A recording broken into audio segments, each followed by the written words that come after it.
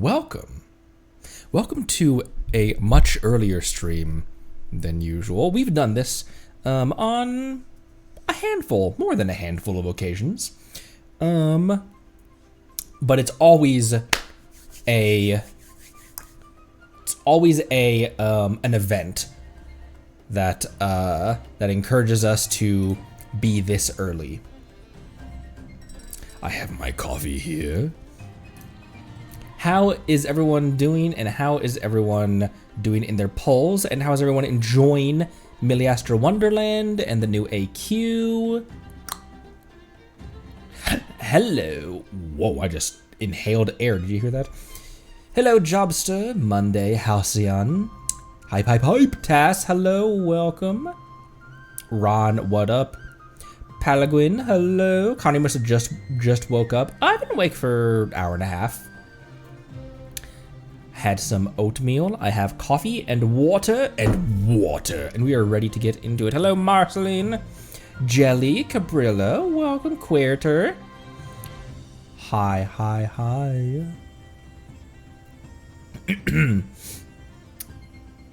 Ooh, Jobster got Boss Neff already. Oh, Cabrilla just started Act 3 like 10 minutes ago. Lone Wolf, what up? Phoenix, hello. How is it going? Eagle Bolter got Nefer already. After losing 50-50 to Diluc. Still haven't touched Miliastra, doing Act 4 now. Gonna dip and fully immerse myself. Please do, Cabrilla. VOD will always be there. Lami85, thank you, welcome. Just did the whole AQ. It's not super long, isn't it? People on the Discord were saying like 2.5 hours per act. So we'll probably hit Act 3 today, 2 hours each. We'll probably hit Act 3 today, and a little bit of Miliastra. Just in 5 hours, do like 7, so maybe a little bit longer considering Squirrel Yap.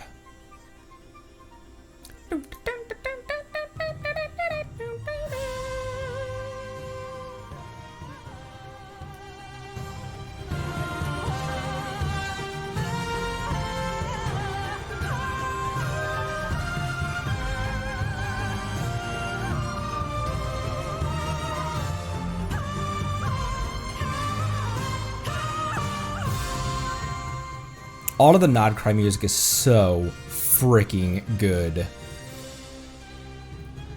How big was this update on mobile again? It was huge. It was huge on PC as well. Big. All right. Perfect end to that song. Perfect opportunity to get back in. Ryan's here because it may or may not be thunderstorming this morning where I'm at. 4 gigs is big on mobile. Thick update. It may or may not be thunderstorming, so I don't know what her problem is right now. But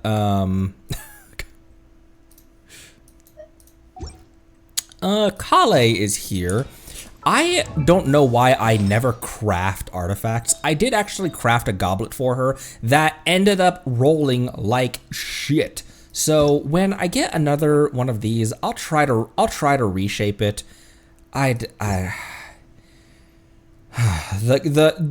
artifact RNG hasn't been kind to me. Can you tell by my build? My level 90 Arle with a level 90 signature is still below 60 rate.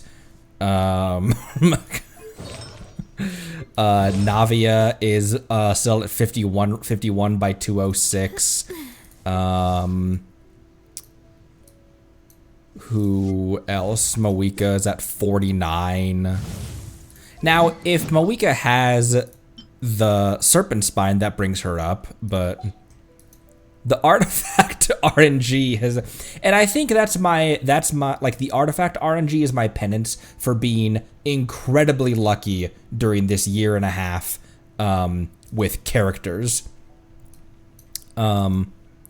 I feel like we haven't really lost 50-50 that much, and we've gotten a handful of earlies as well. Obviously, Sitlali took us took 180 wishes to bring home, but that was the highest. And I feel like going high up in pity is kind of the usual wish experience. I don't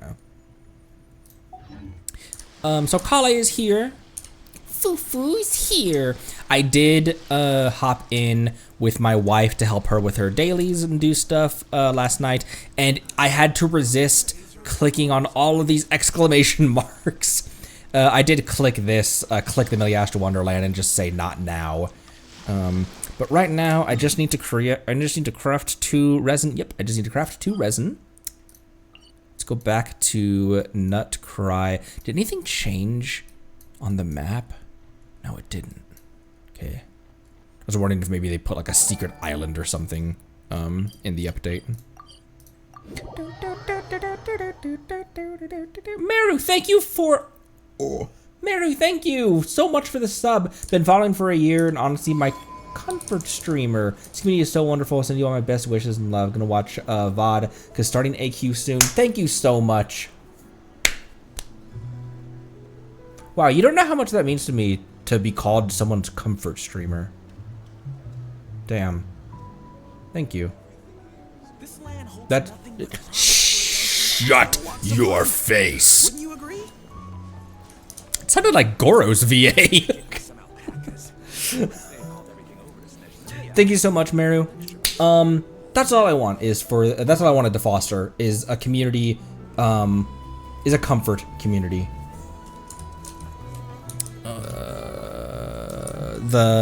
This. Let me craft some resin. As this guy stabs light bulbs into his ears. Craft 2 resin to take care of my dailies. And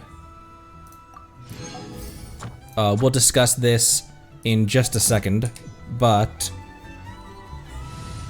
I have a welcoming party with two fellow Bobcut havers. I was really thinking, like, I'd been saying a lot that I think I'm gonna skip Nefer banner. But skip it for what? Skip it for, Welcome to the Adventurers Guild. My whole thing was skipping Nefer banner for C1 Arlecchino. Skipping a new character for... To C1 my strongest DPS and make her even more of a nuke. I think I am going to roll on Nefer banner. If we lose 50-50, I will not continue to roll on Nefer. But get the chance of getting a new character and the chance also of C6ing, or at least getting some constellations for my Kale, I don't know that I want to turn that down. So, I think we roll on Nefer banner.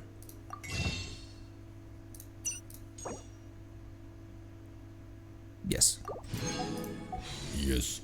Okay, so we have 3 temples to start that off with. Let's just go up to her. Up here. Let's just go up to her place. Retire into my.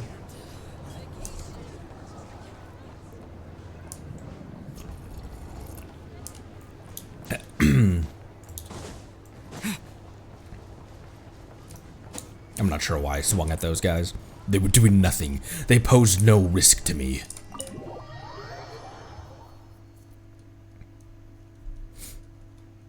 Join the Bob gang. Oh, hey!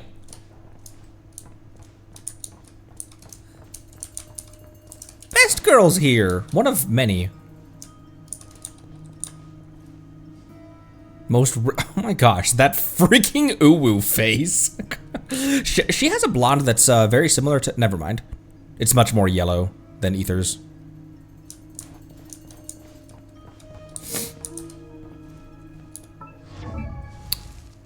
I thought we already had allowed that auto mod. There we go.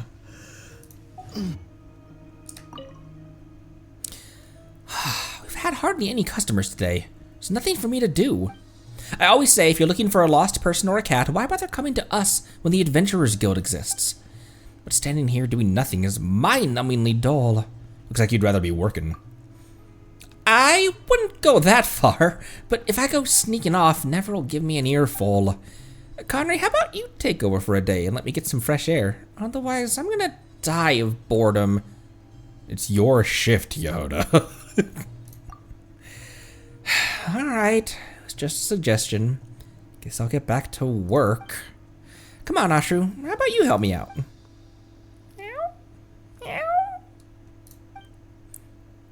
Meow? Meow, meow, meow. Meow. Knew I couldn't count on you. Alright, go run off and play or whatever. Meow. Can you guys purr?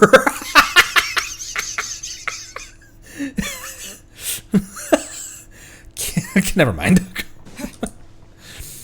Should we sit in her chair or should we stand by her chair? You can't even sit in her chair to begin with. Perfect. I shall be your right-hand ether. Battle Pass. Loafing Kitty. Sounds like a slur. Number 4. Did that already qualify? Okay, yeah, definitely already qualified for stuff I had banked that I hadn't claimed. That's good. And then events. Elegy for the end. Cool, we will be hitting that in just a sec. We've got, oh hey! And I forgot I just insta-get there, because I have them. All right, let's, run Nefer's thing. Oh, Wonderland. Wonderland Treasures. That's just that. Frost Knight Hera. Oh! The Venti wings, boss. These look so much like Venti's wings, dude. Like, it's not even funny how much these look like Venti's wings. Boop. I like how expressive my eyes look when they do that. I haven't really paid attention to my own rigging since I rigged it. Nefer is a Nefer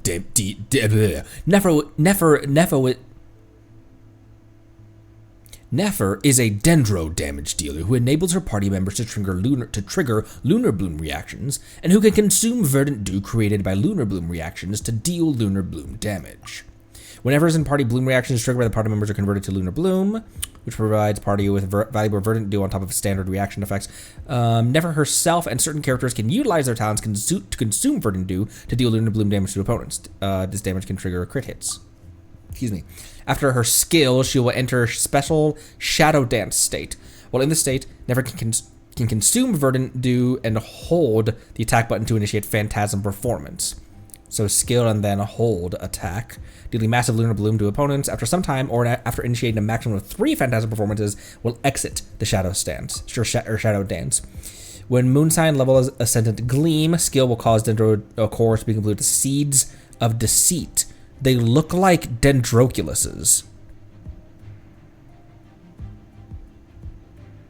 They look like dendroculuses.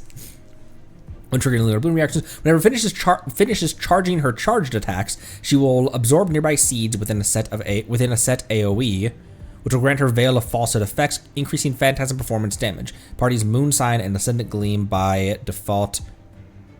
During the trial. Burst deals AoE and consumes all Veil of Falsehood effects to increase this burst damage, instance damage. So basically, just skill and hold the attack.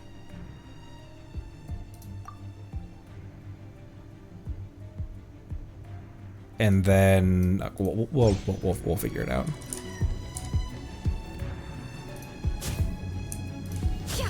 Catalyst user. That's a kick. She kicked. She kicked. Look how fast that kick comes out.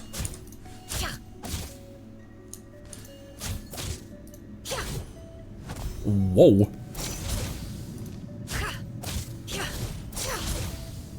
Ooh, that's cool. I like that. She's very Yelan-like. Oh.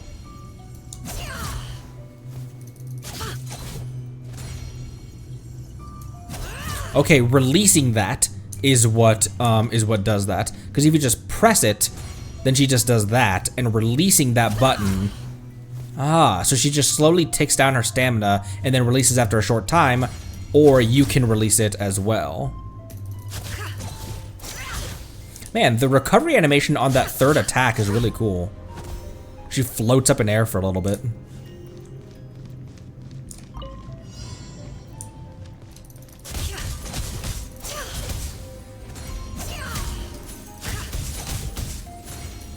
And then you can just release it yourself. And then skill.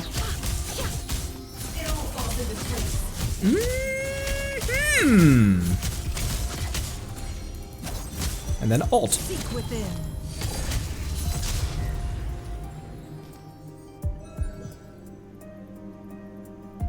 What a pretty ult. Like, we obviously saw it in the live stream. Also, is it a constellation that gives her 2 charges on that? No, it is not. What's giving her 2 charges?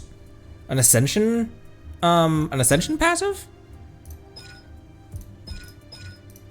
No, she just gets existing. No, she just gets it. Huh, instant 2-pack of her skill.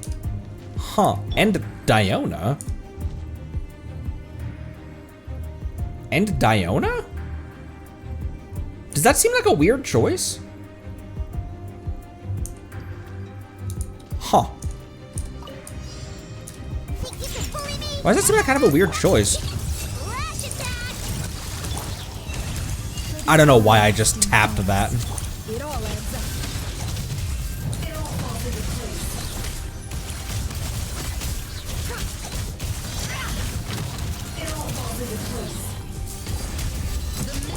The myth. Did you scratch me?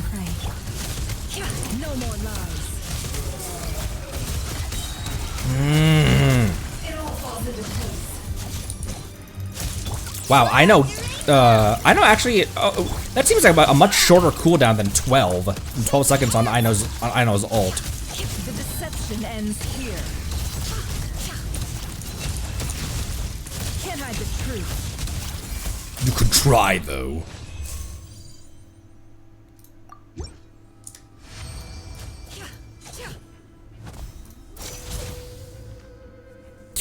I really like those animations. Those are very nice. She's so fast. Look how fast those kicks come out. Also, her signature weapon looks really interesting.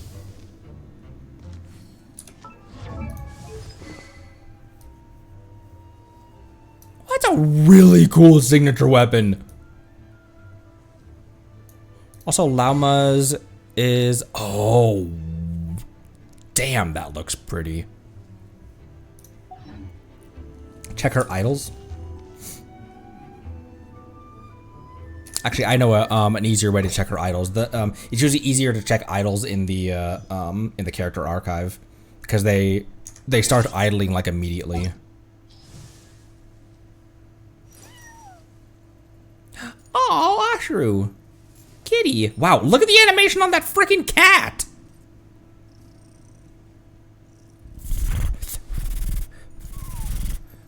Meow.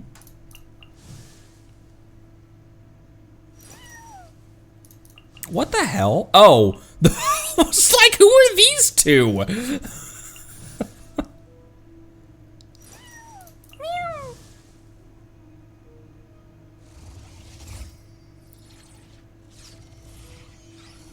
The hell is that? Dendro kunai? What the heck is that? This is really confused who the hell these two are. All right. Wish upon a star. Oh, we should watch demos first. Because her demo is available, isn't it? Here, let's start with that. Want to see my here? I'll just reveal it immediately, so I don't accidentally reveal it later. Look at my new background. Pretty cool. Pretty cool.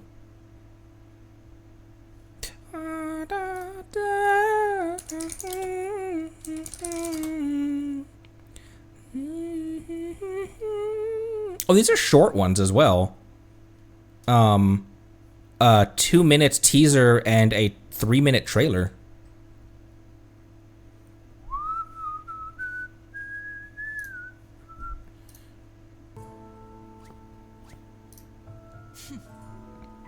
The pay's a bit low, but if we leave them to it, the guild will be in trouble. She's even sitting like Yelan. All right. Leave it with me.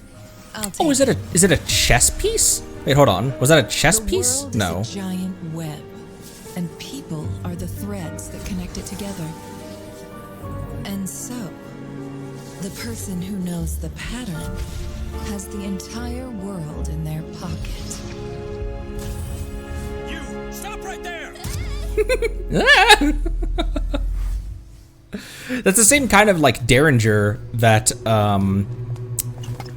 what's his name in Risley's quest used.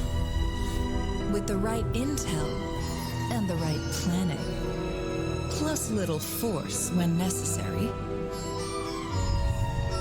the prey waltzes right into the trap. It's a yarn ball. It's so cute. The fun part's over. That's checkmate.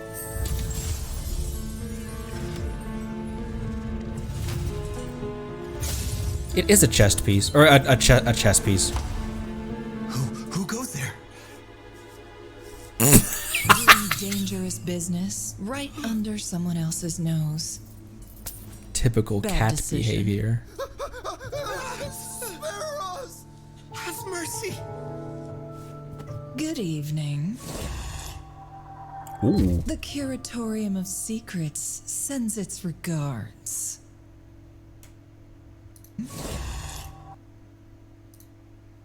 Oh, look at that. Look at that. Damn. It's a chess piece. This lady is not beating the Yelan. And people are the threads that connect it It's together. not beating the Yelan comparisons. And Green Yelan. Also, I love this little dork. Alright, trailer. you're not here on business? You just wanna get to know me?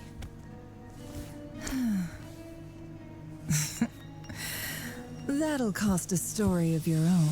Don't crawl at me like that. Whoa, what the hell?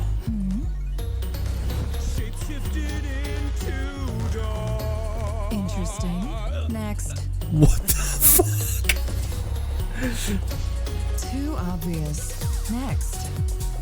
Fraudsters, scammers, liars, same old tricks. Now, you get a story in return. Ether story quest.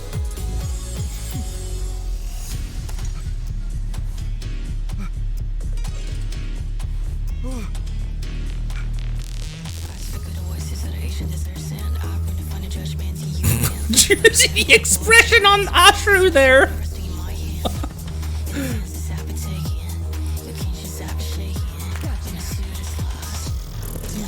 Ooh, the lighting on that.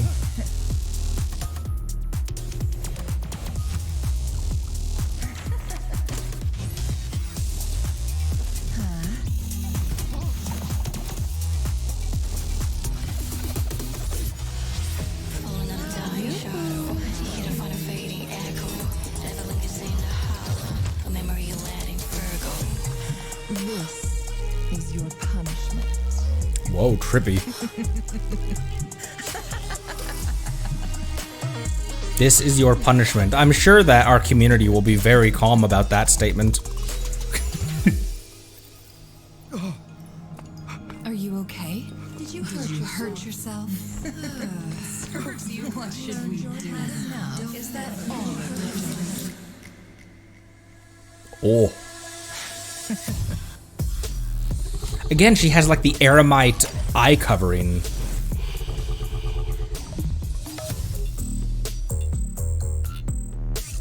What do you think Ashru is? For lying to me. Go ahead, cry. Make me believe it. That reminds me of places in the Night Kingdom.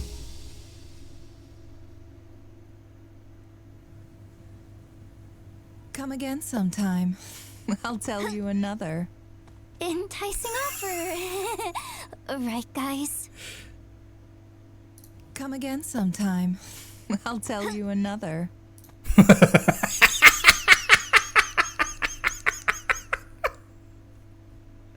A cat? I don't know. I don't know. I think I need more proof. But I can't prove it. What do you think Ashru is? You think Ashru is like a spirit form of a spirit form? That was a great sentence, Connery.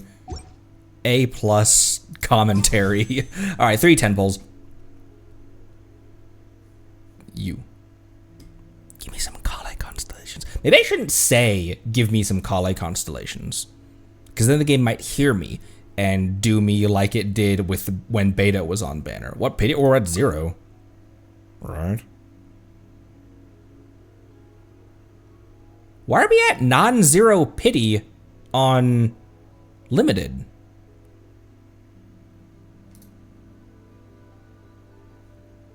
Oh, it must have been that Flint was on a 10 pull. That I was like, what the hell? Why do we? Okay, so we're at 8 pity.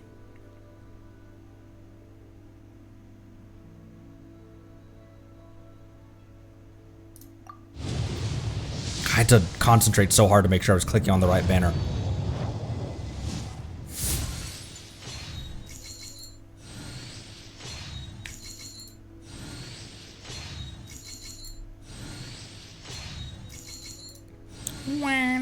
Just a little gambling to start the morning off. Start the morning off. We've already been going for a half hour. That's not something I needed, but I'll take it. That's on Barb, I think. No, that's on Mona, because Mona, without the codex, Mona isn't at her ER requirement.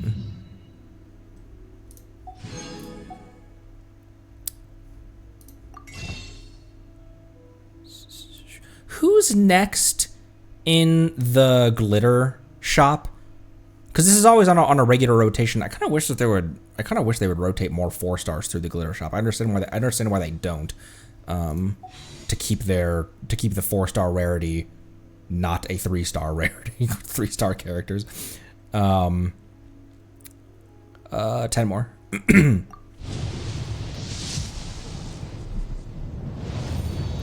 Bennett and Lisa. Okay, maybe I'll use those. Maybe I'll use these glitters actually to get some more wishes. Because I was like, I'm gonna save up for Beto, but Beto's not gonna come back till February. So.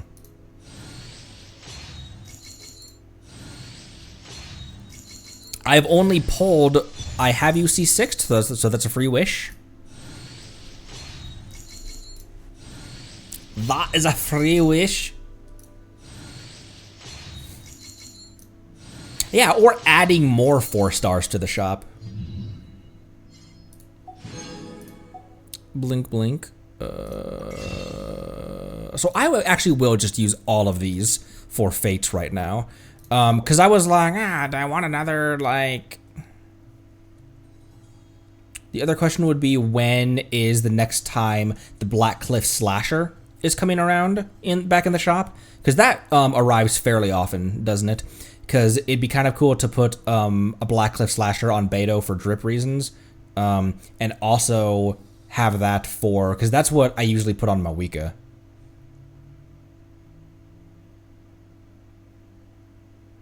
Next cycle.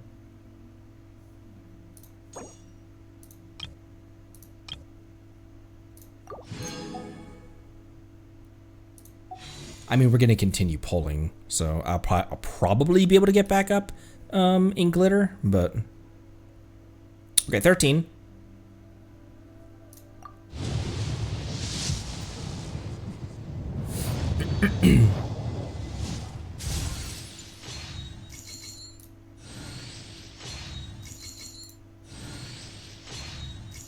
I was about to say, I feel like they would never put Shinobu in the shop because she's so useful, but they put Xiangling and, thank you for that. And Xingqiu in the shop.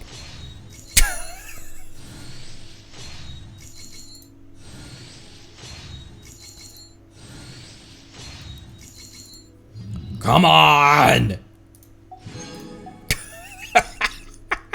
3.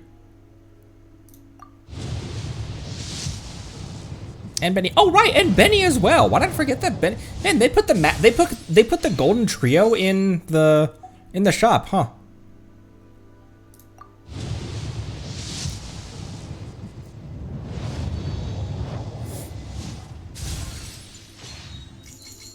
And Unmas. Which will put us at 42 pity. 41 pity, that's how math works. And no standards right now. Boop. Boop.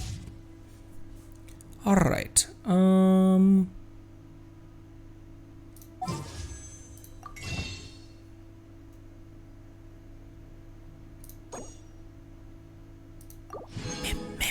Maybe just one more. Maybe just one more.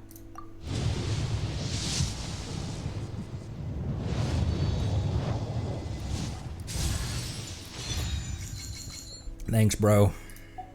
A bro just knows.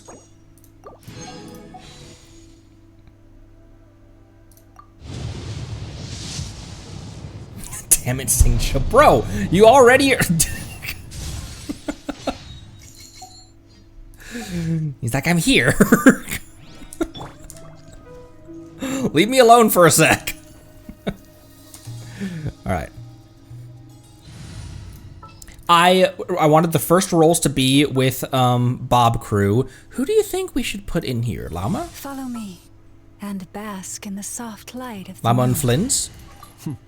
Happy to oblige. Because the last time they interacted, Yelan told her to stay out of Liyue. So I just wanted to do a couple rolls with Bob Crew.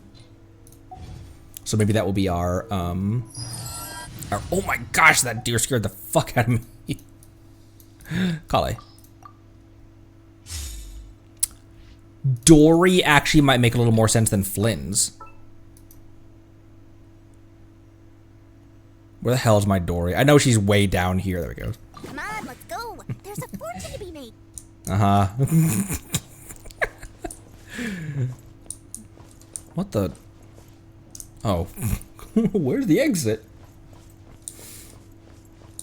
Call your boss. I just didn't mean to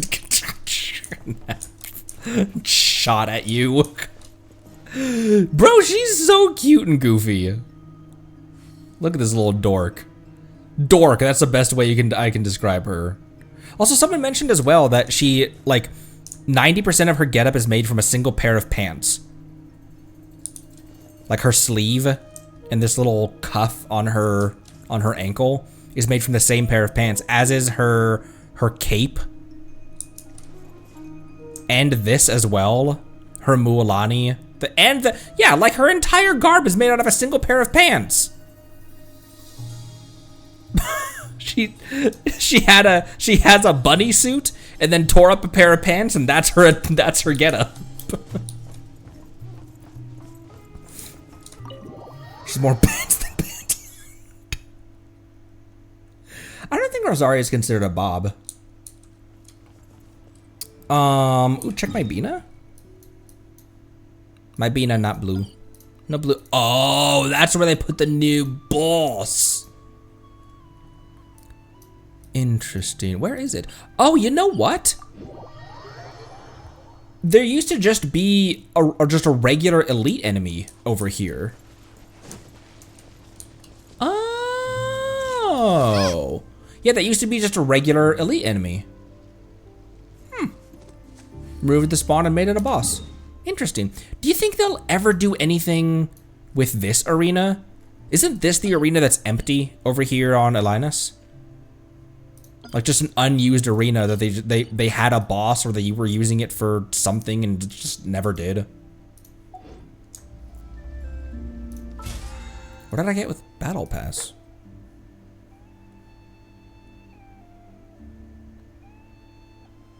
Do character demos count as a domain? I guess they do, don't they? Apparently.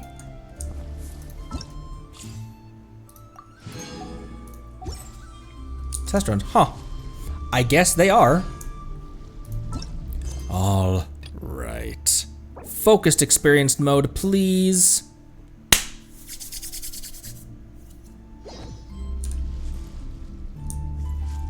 Wait until 2 days later. My first order of business.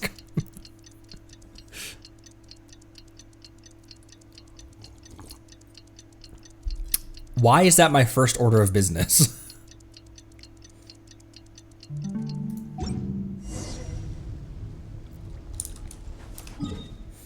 Are my co-op requests still on?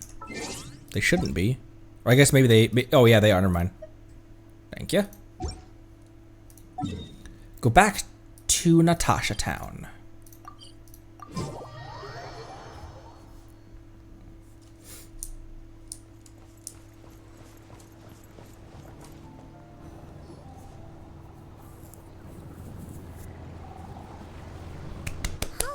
It's been a few days since we said bye to the others in Nasha Town. Still no news about Rier, though. Where could he have slunk off to? If only he was gone for good. But with all the trouble he stirred up before, there's no way we've seen the last of him. Hello, you must be the traveler in Paimon? Mr. Flint has been looking for you. Unfortunately, there's been a serious wild hunt attack over at the quarry. He thinks it's time to regroup and figure out a plan. A wild hunt? Oh, uh-oh. We better get over there right away. Come on, let's go. I am at your disposal. A nation that doesn't exist.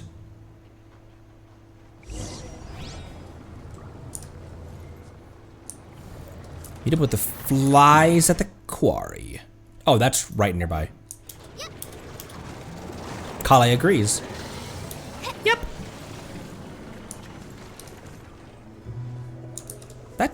That's new. This wasn't always interactable, was it? Have you guys been liking the small changes? There's always small changes that they kind of like, maybe not hide in the patch notes, but aren't a huge deal that they really hype up. Have been liking the small changes that they've made. I did notice I went mining with Mrs. Connery, and there's a quest here as well that I haven't done still.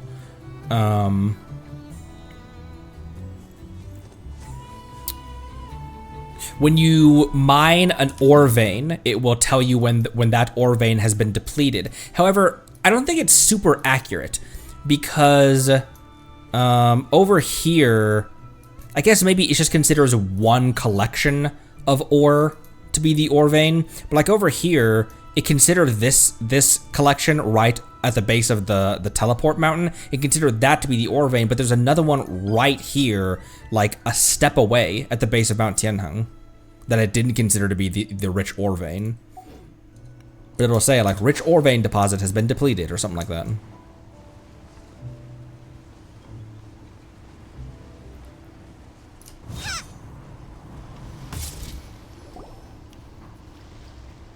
Oh, Stygian looks different.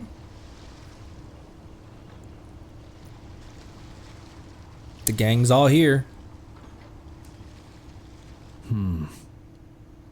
I can barely sense any Kuvaki at all. Trailer quote. This whole area feels like a soulless husk.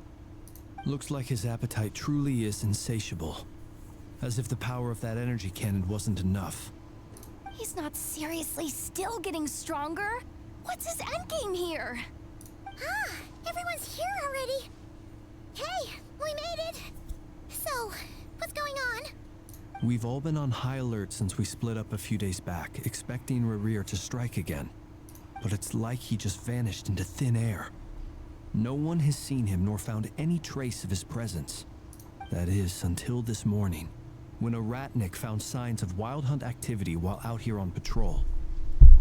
As you can see, the crystalite itself is physically intact, but the Kuvaki it contained is all but completely diminished. You think Kryptonite is what Superman is weak to? What a horrible joke. And we're sure that Rier did this. Who else? Who else could? He's the only one who could pull off a stunt like this. I'm kind of over a bit, aren't I? Here, Beto, you move over a little bit on my tail, and then I'll move myself over a little bit like that. Hadn't checked my framing. That's pretty good. Kuvaki loss has reached critical levels. Rier of Solnari set to maximum threat level. Warning, unless de-escalation measures are taken soon, he will pose a threat beyond our ability to contain. The consequences could be catastrophic. Traveler, do you remember when we encountered Rier just after regaining his body? There wasn't a shred of sanity left. Nothing but madness and rage. He was already extremely dangerous even then. Yeah, didn't he shout out a bunch of names? Hey, the other he started sinners. raving about how nothing in this world mattered to him. Oh, Paimon gets chills just thinking about it. Oh, but the thought that he's still out there, lurking somewhere in Not Cry, waiting for his chance to strike? Oh, even chillier. Last time we fought, we were already at a disadvantage. If he has such overwhelming strength, why would he suddenly go into hiding? Yeah, if I were him and I wanted more Kuvaki, I'd just take it by force. No point staying in the shadows. Terrifying. Unless something went wrong. His whole resurrection thing didn't exactly go smoothly. The other thing is, how does someone who's completely lost their mind still have the wherewithal to cover their tracks so perfectly? Beats me. According to certain medical studies, insanity does not always entail a complete loss of rationality. It may be that he is simply living in a world of his own. That actually sounds about right. He was ranting away to himself the whole time, like he had zero interest in talking to us. There are many unanswered questions here. He could be right under our noses, and we'd still be in the dark. Besides his name and title, we know little about him. Certainly nothing about his past, or what he might be hoping to achieve. Exactly. And we wouldn't even know where to begin looking. Even Boss hadn't heard of the Rier of Solnari before all this. Really? Huh. I'd be willing to bet that even if we gathered together every scrap of intel in Nodcry, we still wouldn't find more than, like, 3 useful facts about him. So, if we do nothing, he'll just keep getting stronger. But if we want to investigate him, we have no idea where to look. Last time we had Marionette and her big robo-buddy to help us, and we still barely held our ground. If we had to face him alone... Oh, Paimon's head hurts just thinking about it. What are we supposed to do against a threat this big? Ghostbusters? Call the Ghostbusters. Why did I never notice the flowers on her arms? Well, I do have a little hunch about his next move. Given that he attacked the quarry, I'd say it's likely he'll target other places rich in Kuvaki. Somewhere like the Eye of Krati, or the Pillar of Embla. One thing's for sure. If we just sit back and let him keep absorbing Kuvaki, we really won't stand a chance against him. A perfectly reasonable hypothesis. However, it is worth noting that these two locations are quite far apart. To investigate them both, we'll need to split up. I agree, we should split up. Right now, Rier's goal seems to be gathering Kuvaki, not fighting us directly. Once we're done, let's regroup on Hisi Island. Wait, why Hisi Island? If I recall correctly, your largest goddess statue was carved from Kuvaki-rich ore, was it not? Not only that, I actually thought that his rationale for going to Hisi Island was going to be that when the cannon, we still don't know what was protecting the Frostmoon Scions during the barrage of the cannon. That's right. Yes, it could well be a potential target of his. I should head back and start evacuating the pilgrims.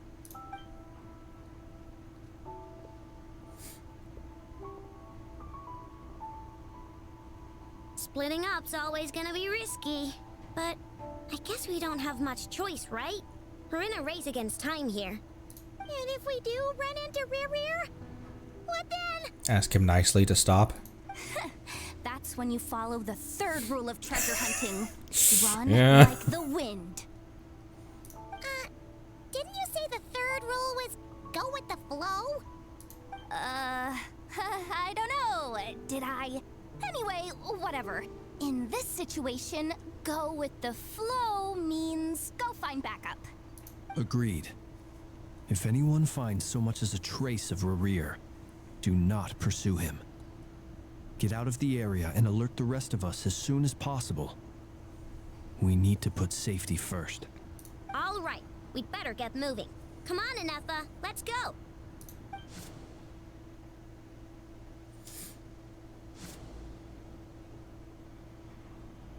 Still like how she gave the cannon ears.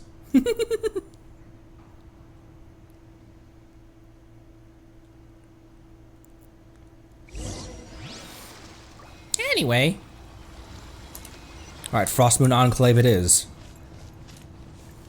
The proof of the... I'm not even remotely near that quest. Because that's the quest that's over here. Guy's talking about the proof. Guy's talking about the poof. Okay, over here.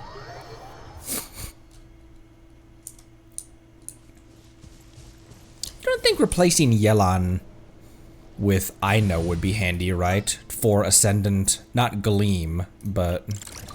Yay! Playtime!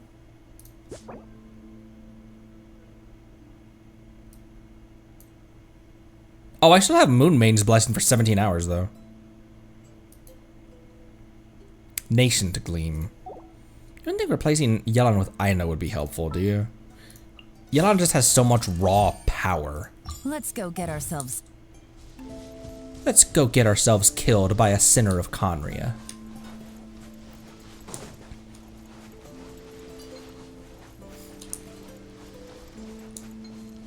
Aino by herself does nothing. That's true. She's there to aid in like Lunar Bloom or Lunar Charge reactions.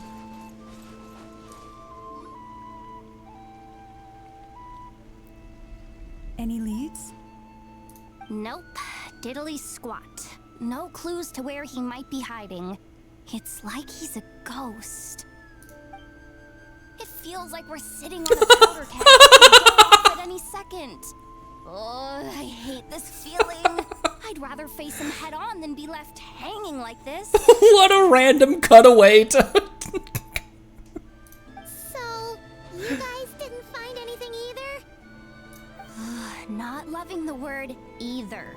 How about you, Flint's? What if I said Lumine? I questioned a few Ratniki and eventually narrowed my investigation down to one suspicious individual. But by the time I got to his place, he was already gone. Almost as if he knew someone was on to him. Sus. Either that or he's just extremely cautious and doesn't stay in one place for long. He's been biding his time for a while now. The question is, where or what is his next target? No idea.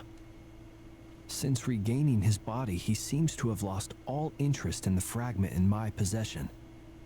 If he did still want it, he's had plenty of chances to take it. All we can do now is hope that Aino and Nefer turn up some leads. Darn it, Rier. If you've got the guts, come face me one-on-one! Okay, I don't think that that's... Wait, he's actually here? It's coming from Silvermoon Hall. The Lady Kutar might be in danger. Let's get over there, quick! We're not already getting in.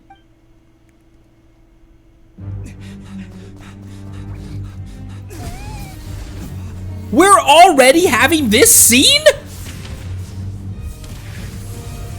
Look at her go!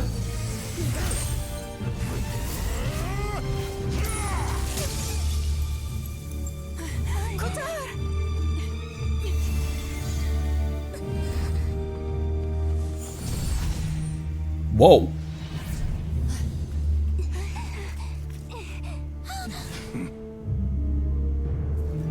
Why is he attacking the damn select? What's going on? No time for questions. Stop him.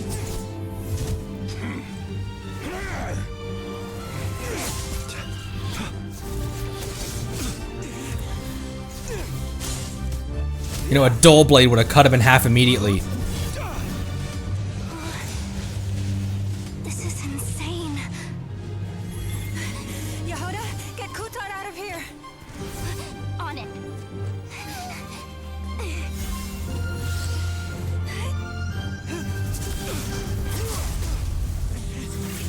Ow. Oh! Look where your feeble light has gotten you.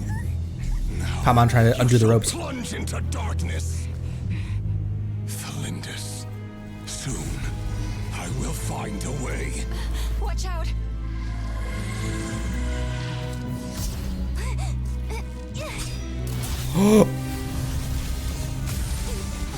How the fuck?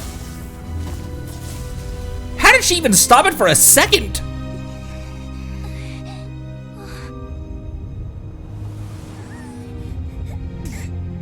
Nice camera work.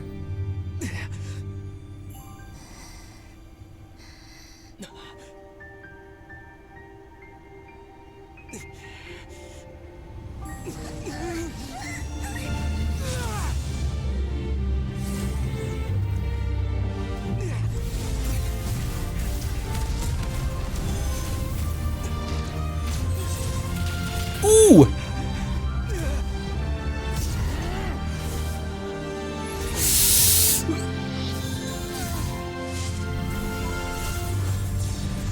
Clutch. For the second time. Oh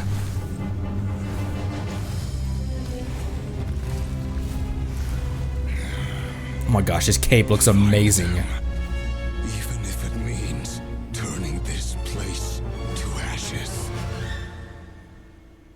Can we just talk? Clutch! For the second time! That was too close. We barely made it out of there alive. What's that guy's deal? How'd he get so crazy strong? He's one of the 5 sinners, and that probably, likely, and truly isn't his full strength. He's a threat to this entire nation. I doubt his strength could even be measured by conventional standards. I have a question. When me and Nefer showed up, we saw him chasing after this lady like he wanted her dead. What was that all about? Oh, as I know, not met her. We weren't there for the whole thing either. They were already duking it out by the time we arrived. Yeah, we didn't see how it all started. It all escalated so quickly, we had no choice but to step in. It was your fault. She called down the thunder and got the lightning. You think she's one of the... think she's like the mysterious extra sinner, the 10th harbinger, and an extra sinner? Kutar, can you shed any light on the situation? Get it? Because she's the moon. Kutar. Cross-checking database. I see. So you're the one that the Frostmoon Scions refer to as the moon goddess? Wait, she's the moon goddess? Oh, no wonder she looks just like all those statues. Yes, I know. There are many reasons why people might worship the moon, and just as many why they might despise it. I've never met that person before, but there was no mistaking his deep-seated hostility towards me. Why he holds me in such contempt, I cannot say. But since he hunts the power of the moon, it's no surprise that I am a target. Kutar. There are many potential motives. For instance, you help the traveler escape his grasp. This could be his way of taking revenge. I think he'd be that petty, though. I mean, maybe not petty, but... It is also possible that he covets the Kuvaki inside you and seeks to take it for his own. The list goes on. But right now, devising a counter strategy should be our #1 priority. The likelihood of this location being discovered is close to 100%. Great. A counter strategy? We don't stand a chance against an enemy like this. Surely our only option is to run. He's not gonna chase us to the end of the world, right? So as long as we can sneak out of Nodcry undetected. No, I can't say that. Come on, Yehoda. This is serious stuff. You can't suggest we all just chicken out. We know from the trailer that's pretty much what Columbina's about to say, though. Running is our only option. Yeah. Realist girl into that. You seem surprised. But what other choice do we have? We are facing an enemy we cannot possibly defeat in battle. Back of her hat looks like a screaming cat. Thought I'd mention that real quick. Well, I mean, yeah, but still. It's not too late. I can distract him, so you'll have plenty of time to make your escape. Wait, what? You're gonna act as bait? Doesn't that make sense? I'm the one he's after. There's no need for you to risk your necks on my behalf. A coyote doesn't stop for bypassers while it's howling at the moon. What is it, Loma? The Frost Moon Scions have already grown accustomed to life without their goddess. Oof. My presence here is no longer essential, and this is not my home, so you needn't ask me to stay. We can't just roll over and let him get away with this. That's not our style. Yeah, we can't just call it quits after everything we've been through together. Besides, she pretty much saved my life back there. If I just ditched her now, I'd never forgive myself. We can't overlook that you have saved our lives multiple times now. To talk of returning the favor would be a little crass for my liking. But suffice to say that we are friends, and friends look out for one another. You have friends, Bina. Rier's true objective remains unclear. Even if we were to sacrifice Miss Kutar, there's no guarantee he would stop. Very true. Running won't solve anything. We stand and fight. We can't stand and fight, though. Like, both of them are hopeless options. Running away just delays the fight. We can't win the fight, and running away just delays the fight that we can't win. But Kutar, I know why you left the Frostmoon Scion so long ago. It was because people started treating prayer as a form of trade. They would make self-centered wishes, force you to accept meaningless offerings in return, and then expect you to perform miracles for them, as if that were their entitlement. If it were me, I might have walked away too. But I believe that time can change everything, and that sometimes it takes losing something precious to appreciate its true worth. After much reflection, I've realized that this was never about whether the Frostmoon Scions need you. Any relationship based on need is purely transactional. What I truly hope is that you'll choose to stay, not out of obligation, but as part of our family. You were born here, and now you've returned. Who knows? Perhaps it was the moonlight that guided you home. thank you, Lauma. But my power is on the wane. I'm afraid I will be of little use to you now. It's our turn to help you now. Very well then. I'll do as you say. She seems very resigned. She's only going along with this plan. Both times you saved us, we were transported across great distances in an instant. Is that one of your powers as the moon goddess? It is, but I find it very draining. I barely managed to pull it off just now, and it will be some time before I'm strong enough to do so again. Rejected by the world, my power is dwindling. Like a lake, cut off from its source, slowly shrinking away. Now, it has almost run dry. Was it Venti who told us that, this is a really cool shot, by the way. Was it Venti who told us that an Archon's powers are derived from or enhanced by the people's belief in him, in them? Does you think that works for her as well? Not that there's a lack of belief in her, but the faith of the people. What do you mean, rejected by the world? The three moons belong to the ancient bygone era in which they came into being. From the moment I was born, the world itself has been steadily sapping away at my strength. Another trailer line. That's why we need the moon marrow, to borrow the eternal moon's power. The three moons are not one and the same. As the goddess of the frost moon, I cannot wield the powers of the other two. Yet moonlight has a way of blending together. Each can reflect the other's glow. So when our fingers touched, I was able to restore my strength by drawing Kuvaki from the eternal moon's marrow. But this method of recovery is painfully slow. If only we could find the... You cut her off right when she was... Even faster than we expected. We'll have to finish this conversation later. I know, it's ready to throw hands. See how those wild hunt creatures are running away from us. They're likely just a scouting party, which means Rier won't be far behind. Then what are we waiting for? Let's get the heck out of here!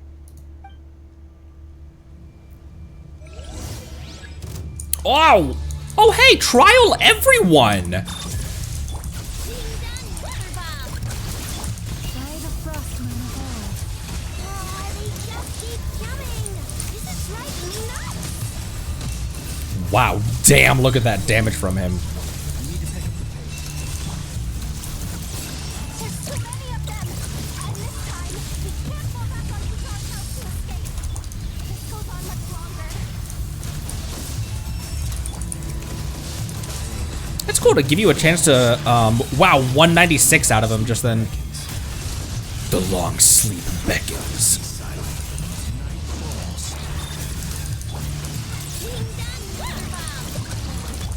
All these characters play really fun together. Observe, be silent. Beware the creatures of the night. I love that ult animation. It's like Arliss. Sometimes I use it even though I know that that burst is more helpful. Sometimes I use it just because I want to see it. How much freaking ER are they given in this trial?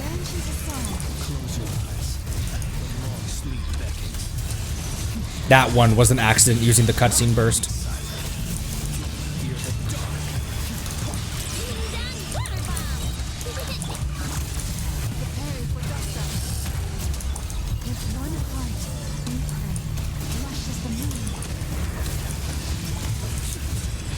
Yeah!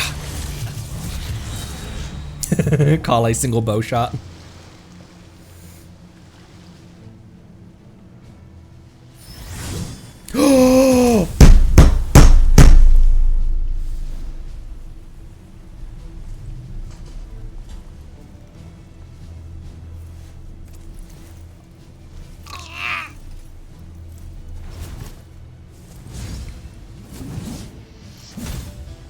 Is that wolf's gravestone different than the normal wolf's gravestone? What's the matter? Bit off more than you could chew? Maybe. Holy shit, look at this guy. He's got a nose. Who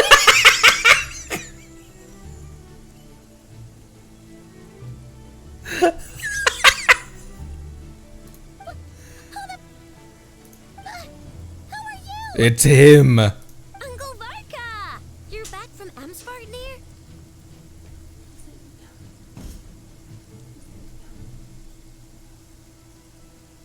Whoa! You're Varka? Grand Master of the Knights of Favonius? We could save the intros for later. Right now, let's get you all out of this hellhole. Follow me. I know somewhere you'll be safe. Oh, is that where I think it is? That's the one. Come on, move! There's no time to waste.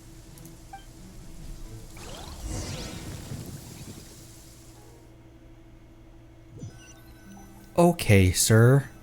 I didn't think all of this would be happening would be happening this quickly. Wow! Where are we? This is so well hidden. Well, that goes without saying. This is the Knights of Favonius' meeting place in Nodcry, and a contact hub for the Northern Intelligence Network. The Northern Intelligence Network. AKA the black market of intel. No matter what faction you're with, it's the place to buy and sell information. Their headquarters are in Nodcry, but they've got contacts in every nation. As an expeditionary force on foreign soil, working with them has offered us the most effective way of getting our hands on reliable local intel. This is where we meet, so naturally, it's secure. Anyway, where were we? Folks from Nodcry should be pretty familiar with me by now, but I believe this is the first time we've met. Allow me to introduce myself. I am Varka, Hi. Knight of Boreas, and Grand Master of the Knights of Favonius. I fought the dog a lot to ascend my characters. We've heard all about you. This meeting's been a long time coming. You look way younger than Paimon expected, but you definitely have that Grand Master vibe. Well, I'm no spring chicken.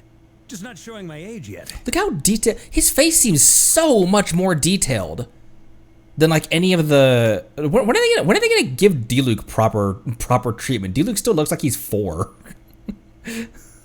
Definitely feeling some of that back pain today, though. Rushed back from Nefer without a wink of sleep, only to get right into another fight with that freshly revived maniac. Another? You mean you fought him before? Yep. He wasn't nearly as strong back then, but he was still a formidable foe. I brought some of the knights along to give him a little surprise, but he saw us coming from a mile off. My squad took heavy injuries, and I barely made it out alive myself. We knew it might have been our last chance, so we staked everything on it. But still, it wasn't enough to stop him. I tried tracking him down afterwards, but he didn't leave a trace. Even in his unhinged mental state, he's as cautious as any trained operative. So, I decided to come find you. And as luck would have it, turned up to find you being ambushed by the Wild Hunt. The rest, you already know. Is that an animo or a cryovision? Is that why he's been frantically absorbing Kuvaki these past few days? Because he sees you as a threat? Maybe I'm part of the equation, but even if I weren't, I'm sure he'd still be gathering power. He's clearly working up towards something. Note to self: Uncle Varka's strength rating officially upgraded. she's gotta update her. She's gotta update her update her database. Oh my gosh, this robot is cute. Hang on. That's a side note. Guess it's my turn to ask questions now. So, what exactly has been happening in Nodcry? Nothing. Why is the Wild Hunt returned in humanoid form? And why is it after you? That's a long story, but I'll try to make it quick.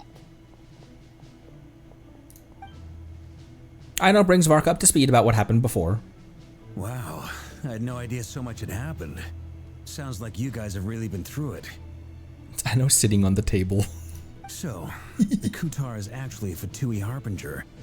And all this Wild Hunt activity in Nodcry is the work of the Rier of Solnari, one of the 5 sinners. That's a lot to take in. Need some time to wrap my head around it all. I'm truly sorry, Mr. Varka. You stood with us against the Wild Hunt and did everything you could to stop it from escalating into a full-blown catastrophe. And then, the one time you're away, it all comes to a head and all your hard work gets undone. You've got nothing to apologize for, Miss Moonchanter. You can plan 100 steps ahead and still slip up. That's just life. No one knows what tomorrow holds. You can't predict which way the wind will blow next. And, to be perfectly honest, I can't say I'm surprised. For all the times we've defeated the Wild Hunt in the past, we've never been able to completely wipe it out. Turns out, we were just delaying the inevitable. But now that a new variable has come into play, fate may well take a different course. A new variable? You mean us? That's usually what ether is. Hi, Flint. That's usually what ether is. I said it before that he's powerful metaphysically, like fate doesn't apply to him. Who else? And in a strange way, I think his resurgence might not be an entirely bad thing. The Wild Hunt is like an unrelenting force of nature, but Rier is an individual with an agenda. He's gotta have a weak spot somewhere. That said, while I was explaining everything just now, some of the points that Mr. Flint's added caught my attention. You mean about our mystery ally? That's right. From what you've said, not only did they lead you straight to some key files, they also shielded Hisi Island from a lethal Kuvaki blast. Ah, God, this dude is huge. Holy. I don't know who or what could pull something like that off. Heck, even Miss Columbina doesn't have a clue. I hadn't heard the story about those files. Would you mind repeating their titles for me? Wild Hunt Phenomena Log, a Nodkryan Ratnik's Field Journal, and Kuvaki Survey Log. Oh. No. Still doesn't ring a bell. Another dead end. Guess all we can do now is hope that our mystery ally keeps showing up when we most need them. Still, it's safest to assume they won't be intervening again. From here on out, we'll have to resolve this crisis by ourselves. Your intel also explains something else I've been wondering about. The reason I led my team to Amsfarnir was because we'd had reports about a possible source of the Wild Hunt showing up there. But once we looked into it, it turned out to be a red herring. I don't know who was behind it, but clearly, it served its purpose. Imagine if that was literal, just a fish on the ground. I doubt it's by chance that he happened to make his comeback while my attention was diverted. And from everything you told me, it sounds like his scheming began well before his return. So maybe luring me away was all a part of his plan. But is it even possible that he orchestrated all of this by himself? The Moon Maiden and the Raker of Solnari. Nodcry of all places. The way everything is unfolding, it can't be a coincidence. Look at this dude. So, what do we do now? Got any ideas? Right now, we've got at least 3 things to consider. Let's go through them one by one. First, we need to figure out how to take down Rier. If we can't beat him in a straight-up fight, the rest won't even matter. To my knowledge, the bulk of Nodcry's fighting force is already gathered here. But even with everyone united, we're still no match for Rier in his current state, let alone with his power still growing. What if there was a way to tap into a new power of our own? How so? Have you thought of something, Columbina? 3 moons once watched over this world. The Eternal Moon was the largest. The Frost Moon was the brightest. And the Iridescent Moon was the most mysterious. They say that back then, the 3 moon goddesses wielded immense power. Enough to shape the workings of the world itself. I now bear the Frost Moon's power, and the Eternal Moon's marrow resides within the Traveler. Hold on. Are you suggesting? The iridescent moon, the last piece in the puzzle. Make Paimon eat it. That's right. If we can find the Iridescent Moon's marrow, I will be able to regain my strength much more quickly.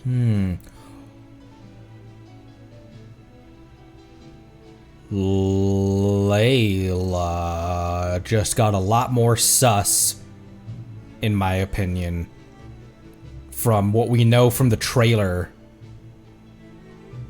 The 3 moons flames are said to stir the tides and illuminate all things. Perhaps they hold further secrets beyond our understanding. According to my Maybe analysis, not. No, the I don't solution know. is feasible. However, it is subject to one major condition. How do we locate the iridescent moon's marrow? No, she just got a lot more. I was like, maybe that doesn't make sense, but that.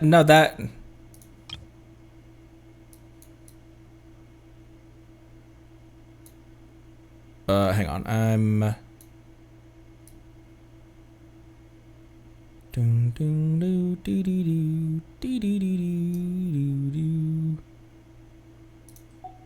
No, yeah,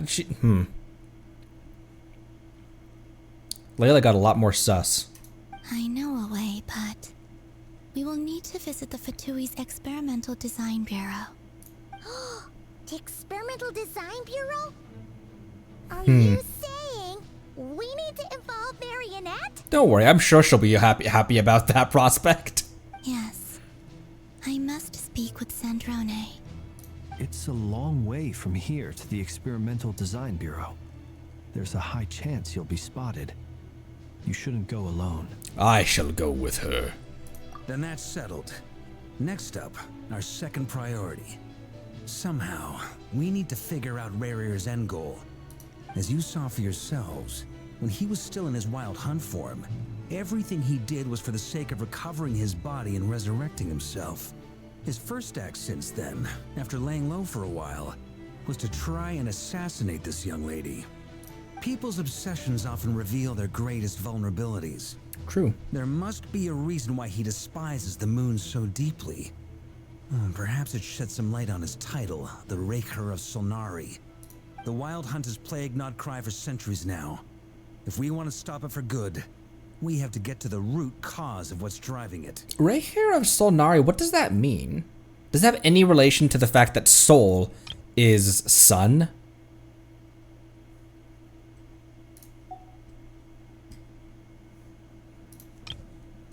Sorry, a lot of opportunities for screenshots in this. It's true. We still know very little about him. If Kuthar hadn't given us that lead, we wouldn't even know his name. In Chinese, it's Hunter of Moons. What a fucking dork.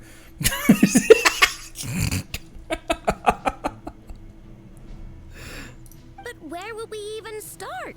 I doubt even the Intel Queen of Nodcry has a clue, and she has info coming out of her ears. Oh? That's a rather hasty conclusion for someone who's so painstakingly meticulous when it comes to dealing with machines. I think she was sitting here the whole time. She heard me. Nefer POV. Boss! What are you doing here? I'm now asking myself the same question. I received a letter from a humble knight of Favonius, requesting a meeting to discuss a major business deal. But it looks like this humble knight had something else in mind. Details. Miss Nefer, the important thing is that you've arrived at the perfect time. Since his failed ambush, I've been racking my brains trying to come up with a plan to fight Rier.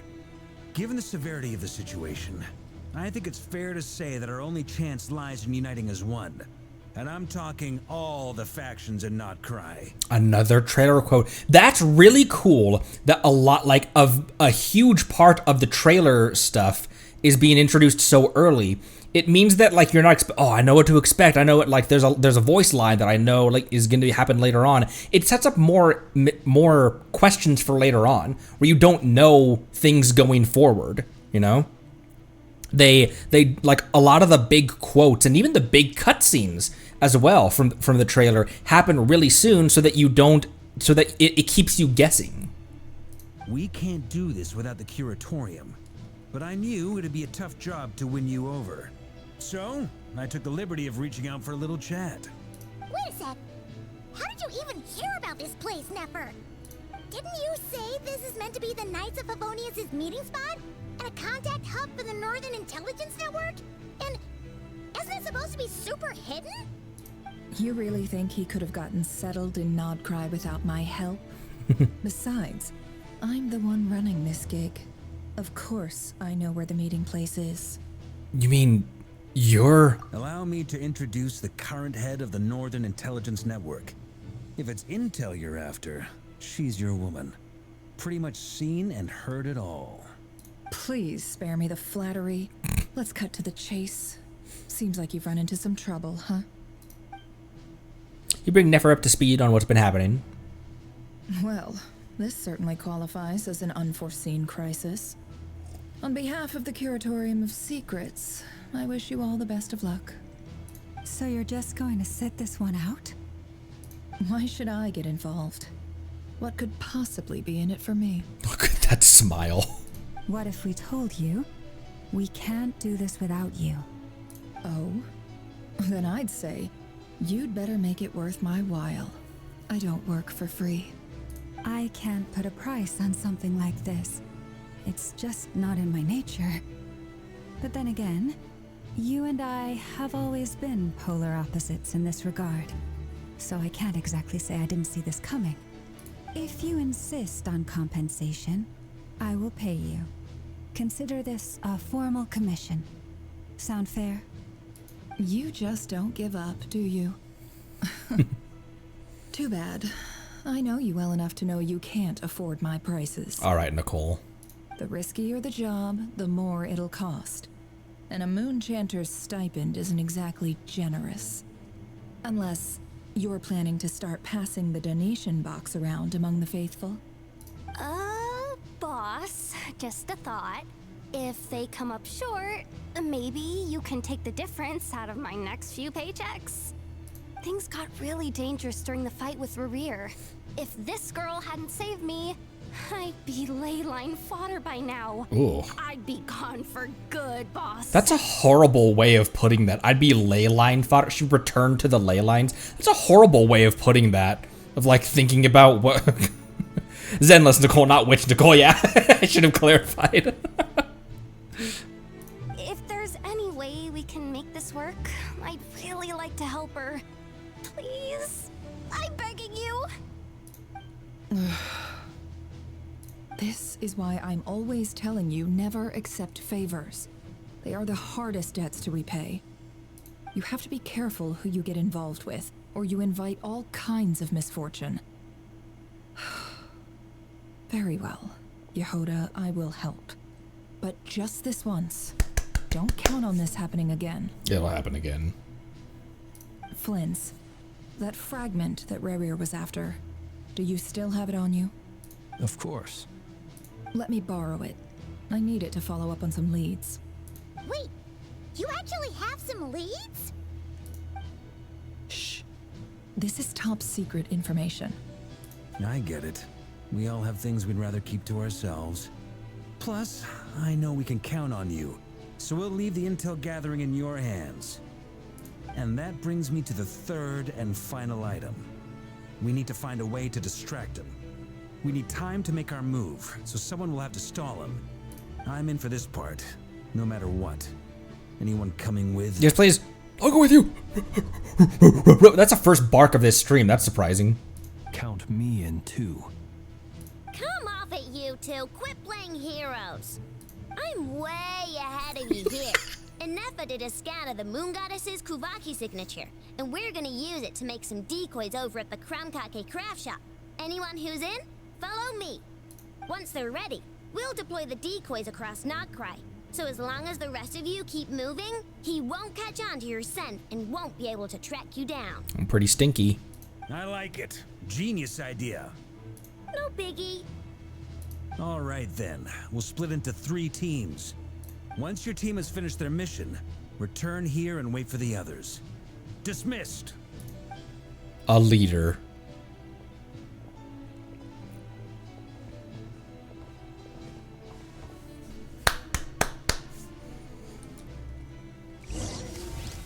Ooh.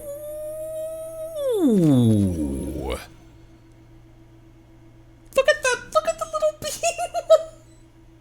Look at the little bean right here. Lady Damselette. Wait, and you two? What are you doing at the Kuvaki Experimental Design Bureau? Just chilling. Okay. real quick, because there was a lot to take in that scene. So Layla is now a lot more sus in my mind. I like how Varka's characterization remembers that he is the accomplished and like experienced grandmaster. His leadership, his planning. He knows to make connections when he gets into a new area. He knows when to cut his losses. But he also is such a competent. My question is, what part of his strength is so strong that Rier would even consider him a moderate threat? Because a Sinner of Conria seems like the type of character that even at low power they wouldn't consider anyone even close to their level. That they would just think of everyone as beneath them and easily crushable. So what is it about Varka? And the thing I was thinking of is that maybe it has nothing to do with Varka's strength. Maybe it has everything to do with Varka's ability to unite people. That's his strength. Because if you have someone who, obviously, like when it comes to like physical, like brute force strength, we can't compete. But the ability to unite people, maybe that's what Rier is scared of, and scared doesn't even seem like the right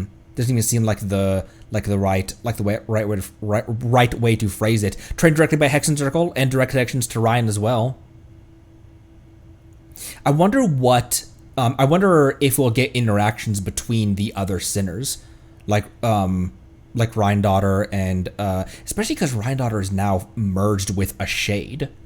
And the Shade still has agency over, still has her own agency. And Sertology as well, wherever the hell in the cosmos he is. Especially knowing that Skirk is in Nodacry, at least occasionally.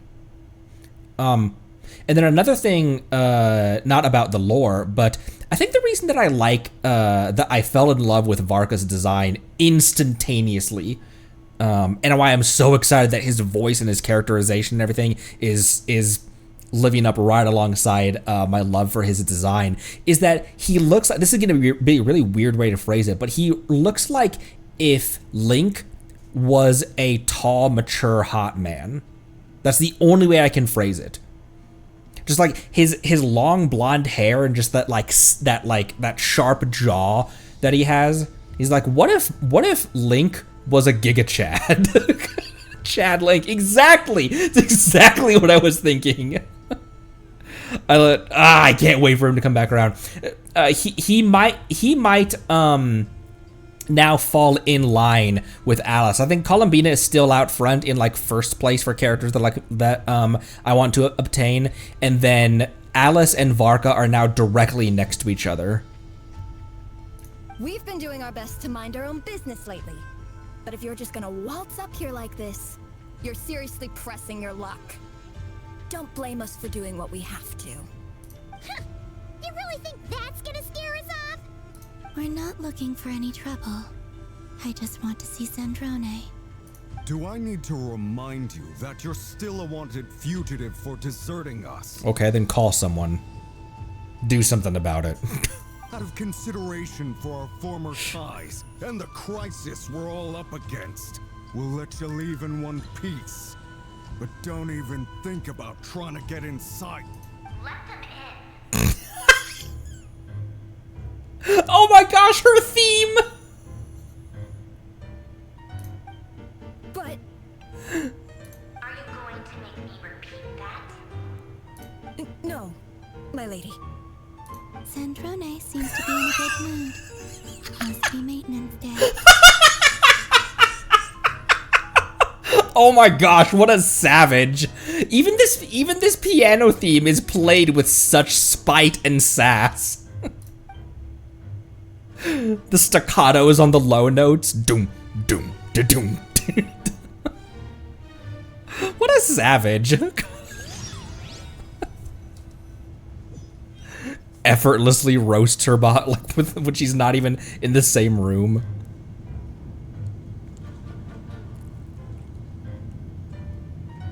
That's a cool design. I don't know why I like that design. So tell me, to what do I owe the honor this time? First question, are you a robot or are you the real Sandrone? Actually, before you answer that, just so we're clear, we're Look at the not detail. colleagues anymore, Columbina. I don't owe you anything. The detail on her leggings. I promise it's nothing big.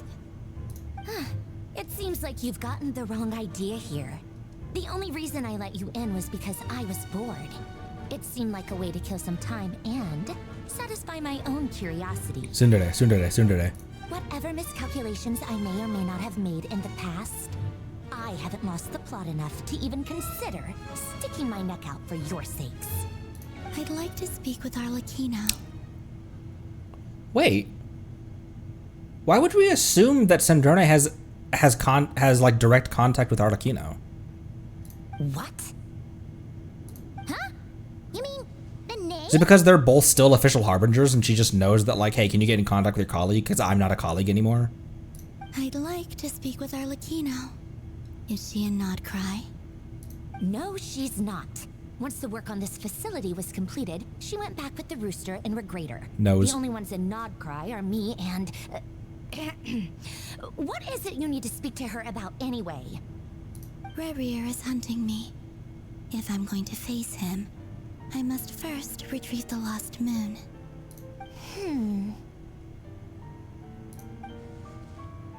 Marionette seems lost in thought, but she doesn't look surprised. She must know more than she was letting on. I don't understand what Arlecchino has to do with the iridescent moon's marrow. But at this point, I have no choice but to go along with Columbina's plan. I'm very excited, looking forward to, because Arlecchino is blood related distantly, but is blood related, has a blood relation to a Conrian dynasty. Is that a no, then? We're only doing this to stop Rier. He is our common enemy. As if I need reminding. I was this close to settling things with him before someone decided to whisk me away to their weird little garden.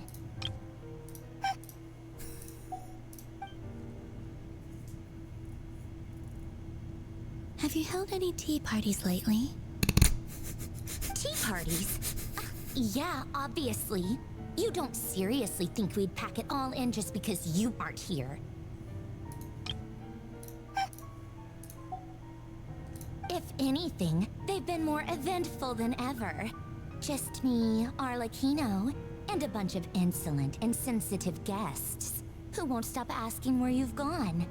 Oh, they've been a real joy.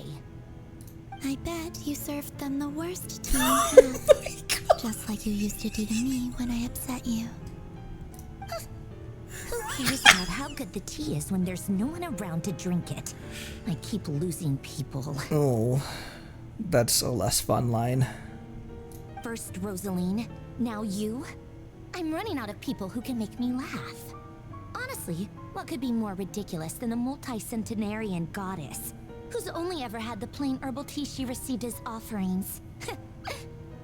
You'd always brew a different type of tea for me each time. Was it really just to see how I'd react?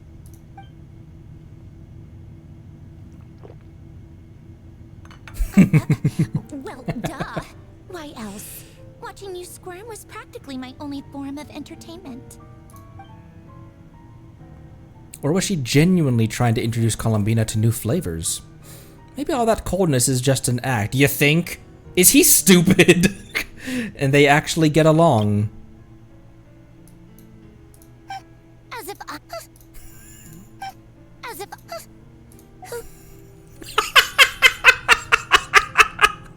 Marionette noises. Oh, yeah. And Capitano sometimes used to bring Tartaglia around too. But I guess we won't be seeing him again. Well, I guess we are overdue for a get-together. Polonia! He's huge. Have Fevronia pass a message to Arlecchino for me. It's time for tea. Will suffice. Pass along a message for me, too, if you would. My body cannot contain the marrow of 2 moons, so I'll be leaving one of them in her care. Excuse me? Who said you were on the guest list? If my tea meant that much to you, maybe quitting the Fatui wasn't your brightest move. Back when you were under the Tsaritsa's protection, no one would have dared come at you so openly. But that protection didn't come for free. In fact, I paid dearly for it. At the end of the day, it was just another transaction. Poor Bina. I just got tired, that's all. I never wanted any part in their grand ambitions, and I've had enough of being treated like a bottomless supply of power. Great framing with that. Damn. And the slow rack focus out to the lantern. It brings back memories from the old days, when I was still worshipped as the moon goddess. Centuries on, it may be a different group of people, but I see the same greed in their eyes. I figured you'd leave eventually. You didn't have as much of a reason to stay as I do. The Tsaritsa gave you shelter and protection, but that was it. Nothing more, nothing less. Meanwhile, the Fatui demanded everything from you in return, until it was more than you could bear. I get why you left. And frankly, I have no interest in dragging you back just because the higher-ups told me to. But if you keep hanging around with this riffraff, the next time we cross paths, we might be enemies for real. She's like, the fuck did I do? She says that, but she's the one who just caved in and agreed to help Columbina. Sundere, sundere, sundere.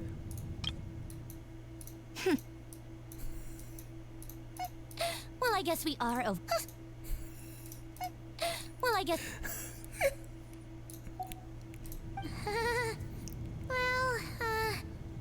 Guess that's our cue to leave. Better not keep Varka and the others waiting. That might be your plan. But it sounds like someone else wants you to stay a little longer. Huh? What do you mean? Listen.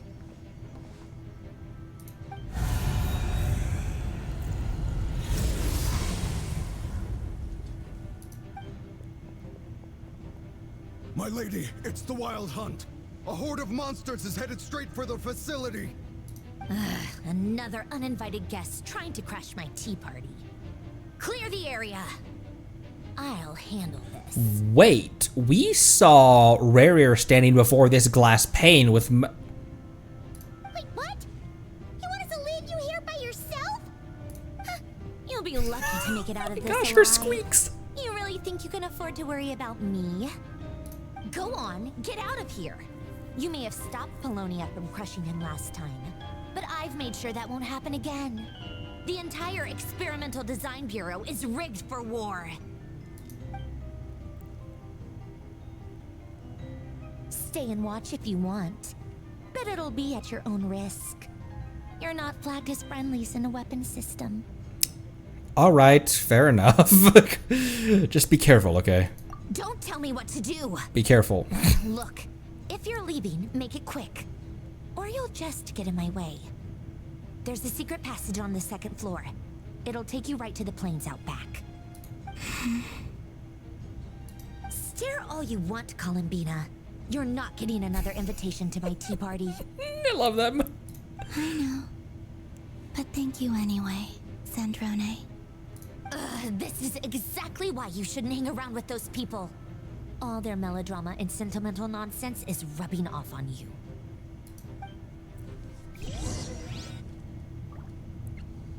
It's okay, Marianne. Just be chill. Come on, He's no enormous. mystery here. Let's pick up where we left off. It's your Wild Hunt monstrosities versus my beautiful creations. Let's see who comes out on top.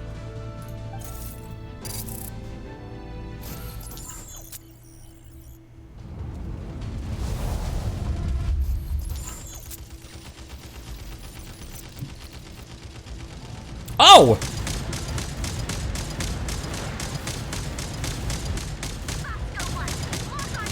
Bosco 1.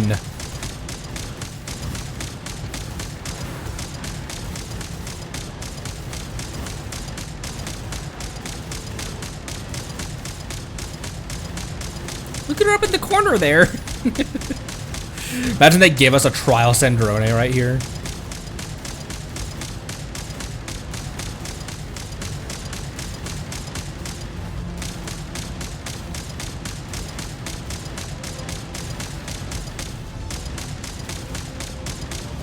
We're not really making a dent there, homegirl. They die funny.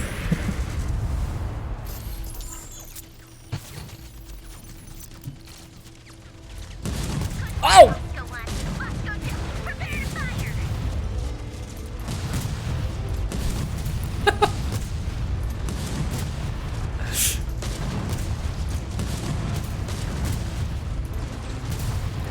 Don't let Klee get a hold of this. Or do. Who knows? Maybe that's what we need right now. Someone who's willing to just fire a grenade launcher with abandon.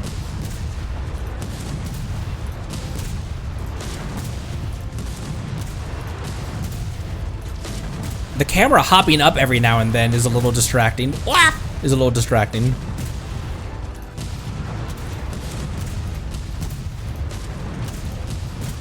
Imagine just being like a janitor at the design bureau and just seeing this out the window.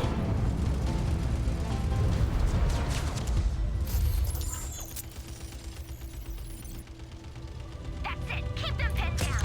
Don't let them get near. Sniper class. I think Sandrone is a sniper class.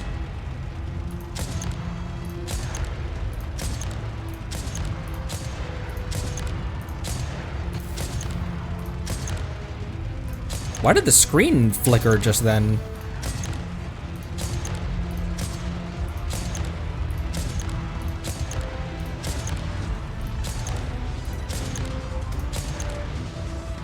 Boop. Boop. It's booping simulator. Get in there and hold the line.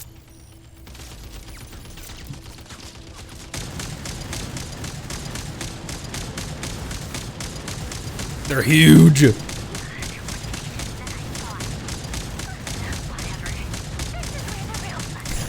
Okay, Anakin. Oh my gosh, fall!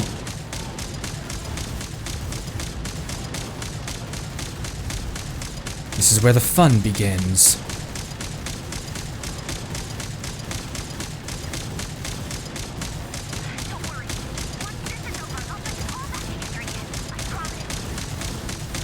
She cares about her machines. I want her and Ino to interact. Hey, hey, hey, thought you were dead. You're dead, bro.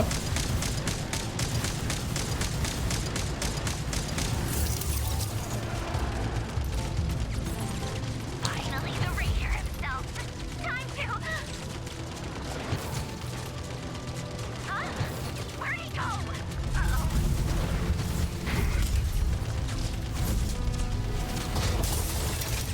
Uh-oh. Rier selfie.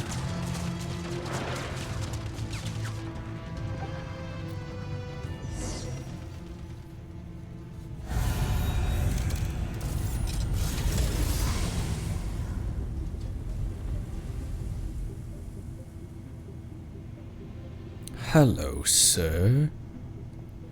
Man, his getup is cool. I love those pauldrons too. Polonia, get him! I've upgraded Polonia again since our last encounter, and uploaded every last scrap of your data. So let's finish this once and for... She's not here. Where did she go? Just looking for Bina. Hey! Over here, you... She just nope. He just nopes out. Curse it, Moon. Go. Keep searching. She cannot have gotten far.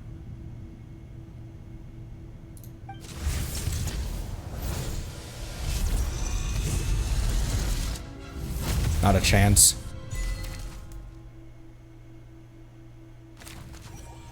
Polonia is very strong, though. The fact that he can even remotely, throw throw Rier into a mountain during that one cutscene.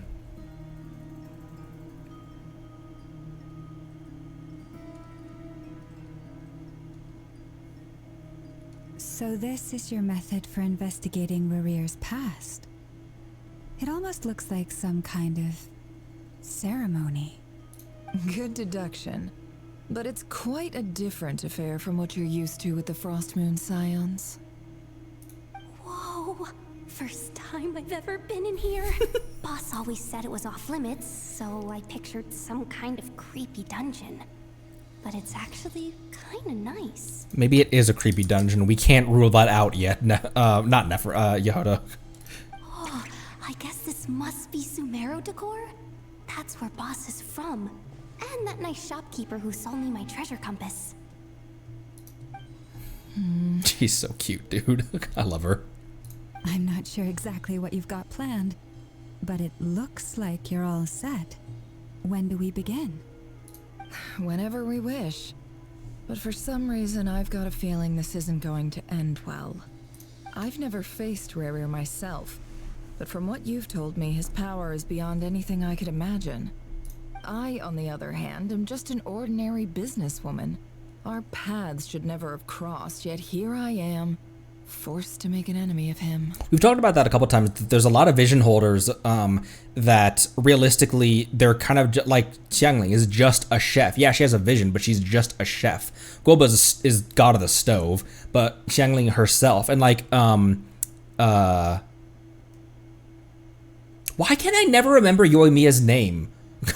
Yoimiya as well. She's kind of just a fireworks maker. Like she's not a there's career warriors like Kujosara and Jean and Kaya. There's career warriors, but there's also people that's just like they're just a businesswoman, just a politician, just a fireworks maker. If you ask me, you're about as far from ordinary as it gets. So what are you saying? You're getting cold feet? Once I take a job, there's no backing out. Still, I have to ask myself if the power I'm relying on will even work on an opponent of this caliber.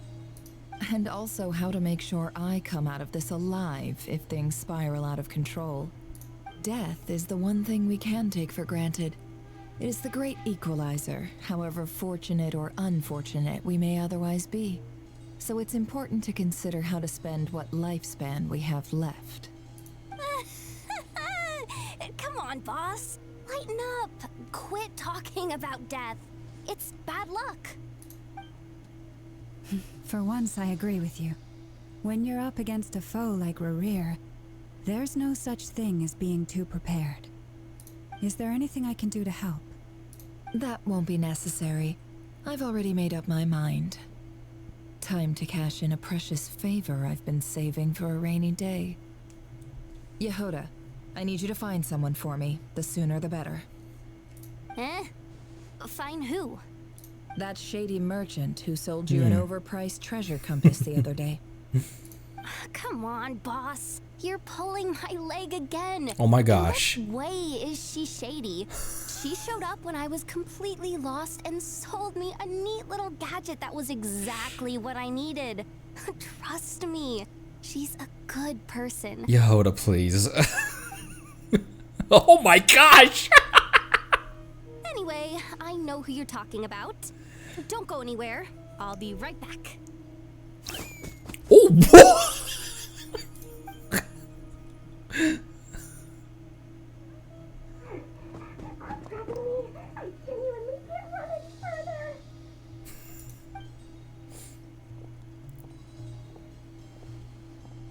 Hey, aren't you? What is it? What's the big rush? You dragged me out of a dream where I was literally swimming in Mora. I'm charging double my usual attendance fee. Dude, they're playing. They're playing Hustle and Bustle of Ormos. See, look how easygoing she is. After that rude awakening, she could have completely snapped at us. But instead, she kept it together and just asked for an extra fee. Yehuda, please. Dori Sangama Bay? I never would have pictured you two doing business together. If you want to make it big in Notcry, it's all about connections. Lady Nefer just so happens to have a lot of intel that interests me. And she also did me a big favor in the past. It was back when I first arrived in Notcry. My trusty assistant, the genie in my lamp, had an adverse reaction to the Kuvaki and fainted. And when you know it, that's when I suddenly find myself in a life-or-death situation. Good thing my compatriot was there to swoop in and save the day. I've been giving her a 30% discount off all of my goods ever since. Now, so that no one here feels left out, I'm willing to extend a 20% discount to fellow friends of Boss Nefer. That's about all you can ask for. Plus, any other friends you send my way will enjoy 10% off. What can I say? The great Lord Sangamabe is nothing if not generous. So, let me guess. You've run into some trouble? I've got everything you could possibly need, and the more you buy, the more you'll save. Yeah, that's how that works. You guessed correctly. What have you got in the way of survival gear? The one type of gear I've never been short on. What are you looking for? A jetpack fresh from the Academia's labs? An ancient suit of armor dredged up from the bottom of the sea? At the very least, I need to know what kind of opponent you're dealing with here. If even you're worried about staying alive, it must be pretty serious.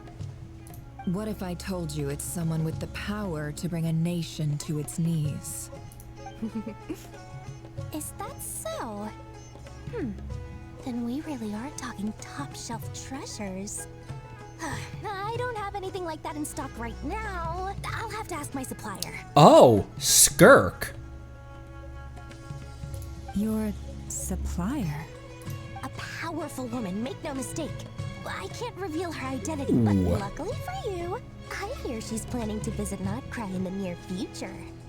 If you're willing to wait, I can ask her when she's here. Can't say exactly how long that'll be, though. Then, let me put it another way. What would you do if you encountered an enemy like that? Roll over and serve yourself up on a silver platter? Likely. Of course not. I have a handy little trinket from one of my generous suppliers, which... Hold on. What exactly are you getting at? No, no! This is for my personal use only! Let's just say I'm borrowing it, all right? Just for insurance purposes. You'll get it back later. Last time we've borrowed a stuff, like the Holy Lyre we damaged, and the... What was the thing that we borrowed from Tsitlali that we damaged as well? Favors are the worst kind of debt to owe, and now you've got a chance to repay one. A win-win situation, don't you think? Fine. You can borrow it for 5 days. No, make that 3. And for every extra hour after that, I'm charging you 1,000,000 mora. Deal? Deal.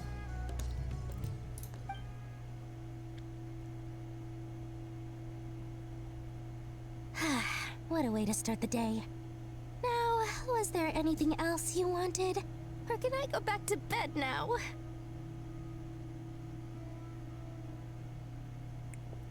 See you. That will be all. Take care now. Don't trip up on your way back, friend. See you later! You're my favorite shopkeeper. Yoda, please.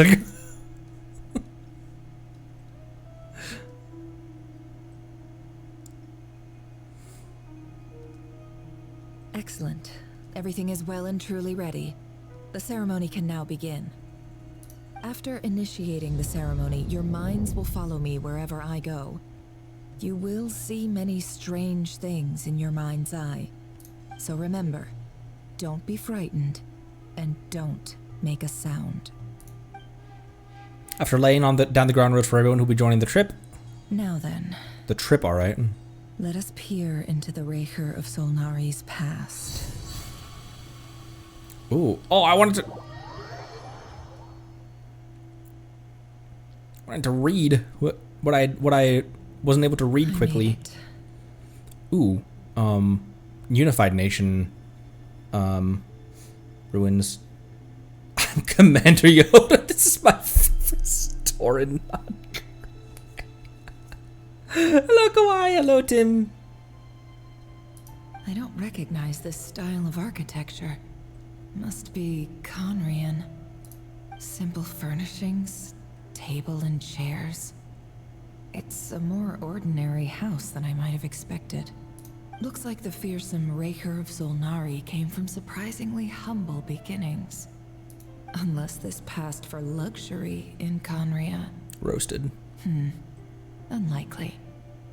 It was said to be a very prosperous nation in its heyday. Anyway, I'll keep exploring. Trial Nefer. Trial Nefer. A few storage boxes sit next to the cabinet. Everything inside is neatly organized. Whoever lives here seems to be enjoying a pretty comfortable life.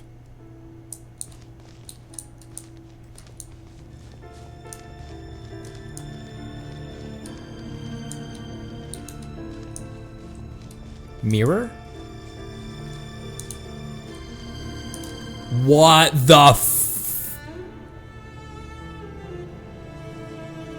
Look at him. He's very...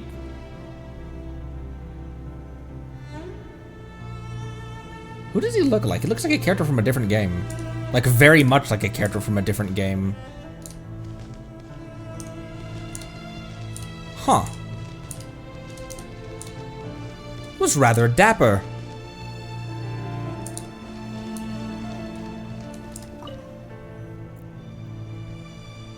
A handwritten note. Hi, Rier. Since you're working extra hours tonight, I thought I'd keep myself busy by checking out that new kebab shop. I've heard good things about their menu. I'll test it out, and if it's as good as everyone's saying, let's go back together sometime. P.S. New stash from the Universitas Magistrorum. I brought some goodies home. A few teacups and a pin rack. Hope you like them. They didn't sign their name, but they must have been close. Sounds like they were living together. They were roommates.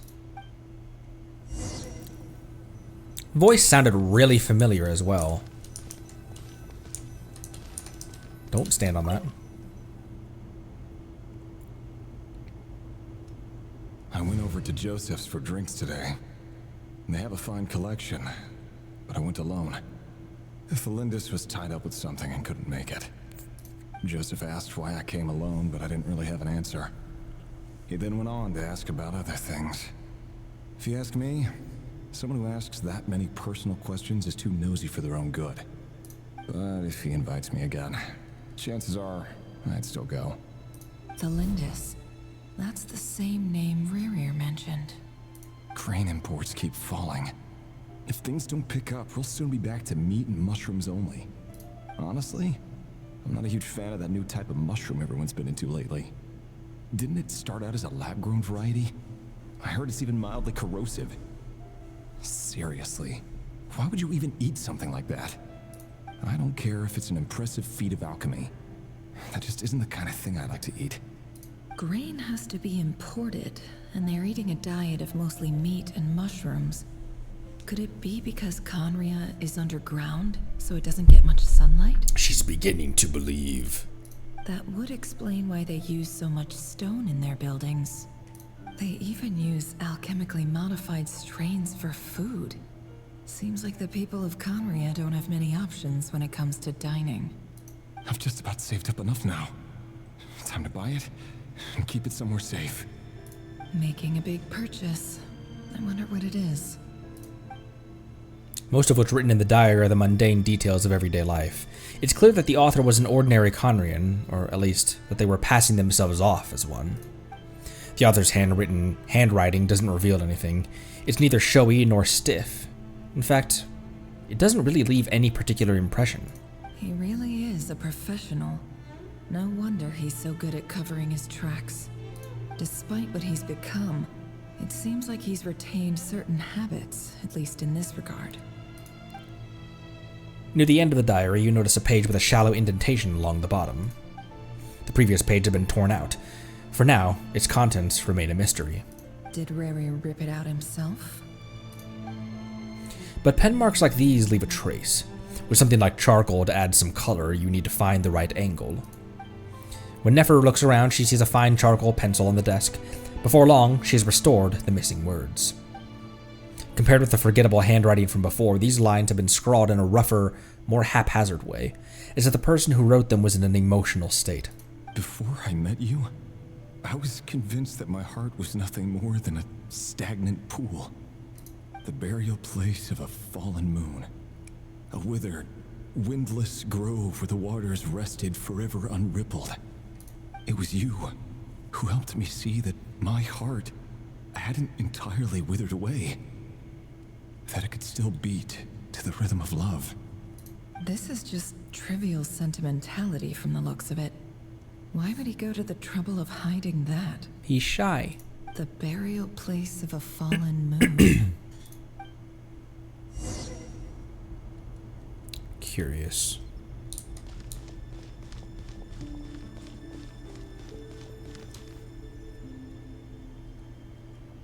Rier, over here.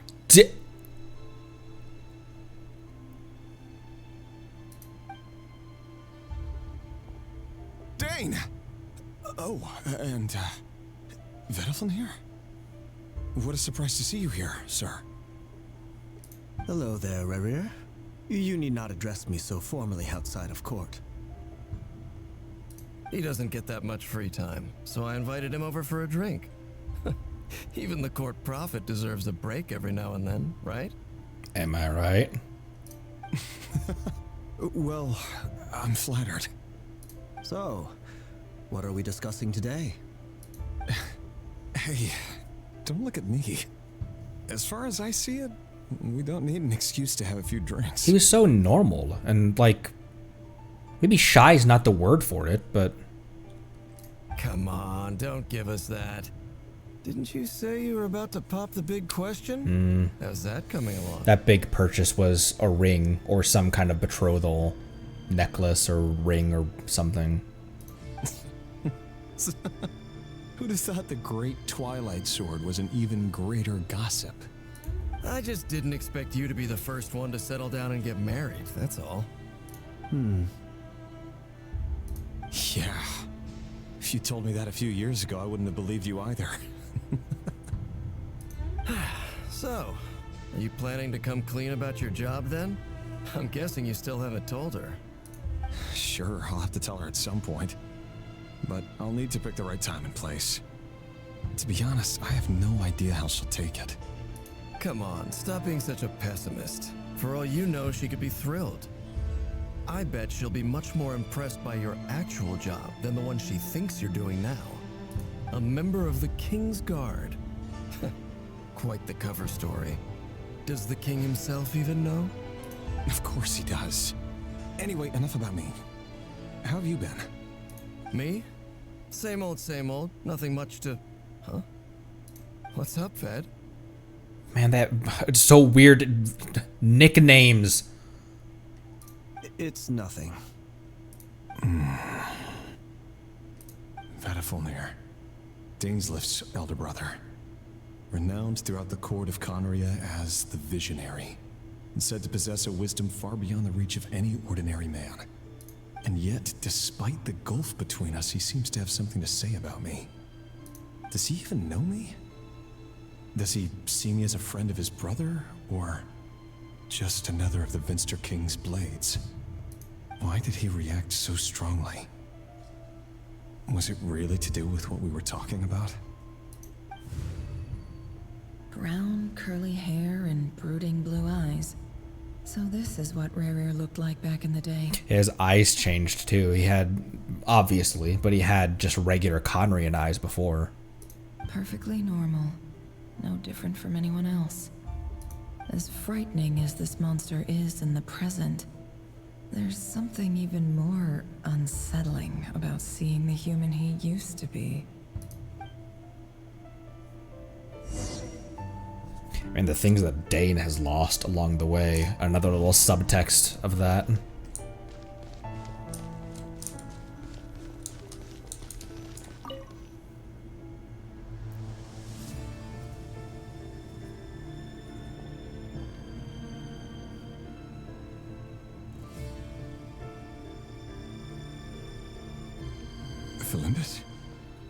you're back early.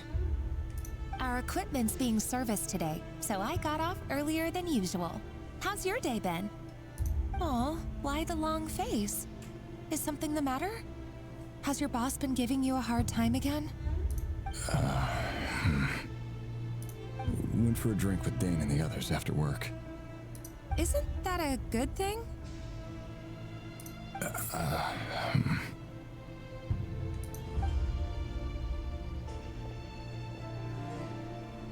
Veta from Rier showed up today too. You know, Daneslif's older brother. Ah, Mr. Vedifilnir. Yes, I've heard of him.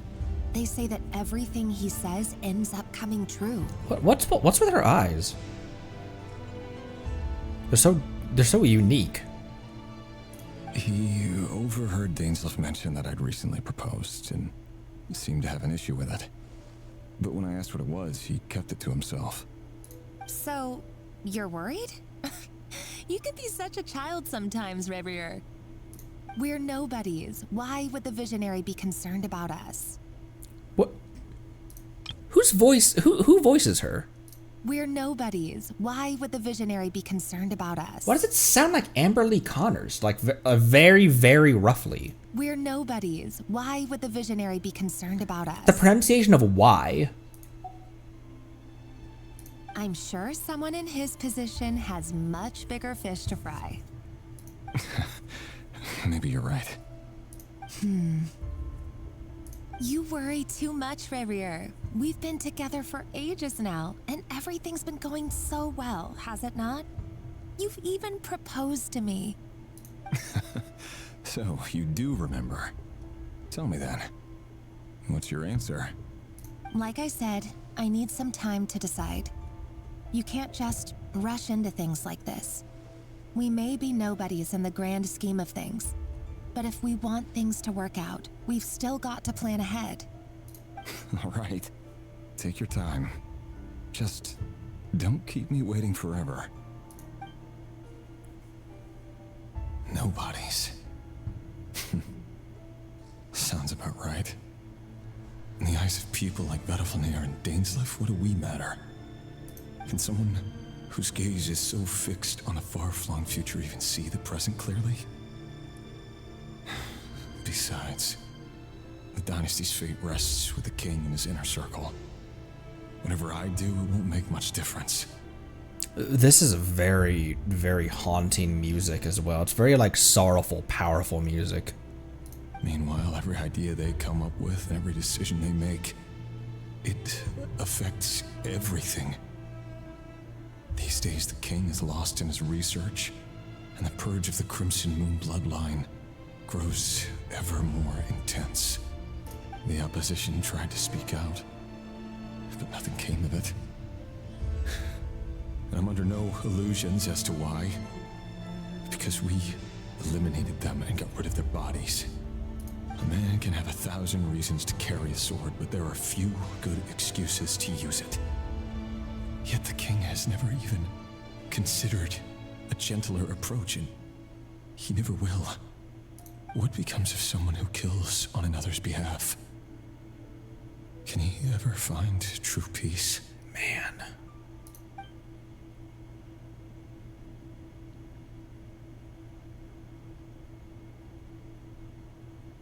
Thelindis?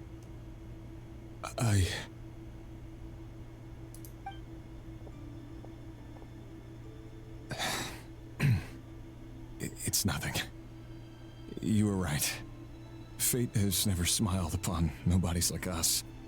But by the same token, it's unlikely to bear a grudge against us either. There's no reason we can't keep living happily together, cherishing the simple joys of each day as they come. See? You just need to stay positive, Rier. I can feel your warmth, your breath. You're right there, right by my side. Just seeing you makes me happy in a way I can't explain, and that's something that no one could ever take away from me. So smile, my love. Let go of that frown. You're right, Thelindis. I've just been overthinking things. That's better. Getting caught up about things like this will only ruin our evening. Speaking of which, all set for the ball tonight? I need to go get ready. You go ahead. I just have a few things to take care of, then I'll come join you. Even busier than the big shots, huh? Fine, I'll go get started. But don't be late.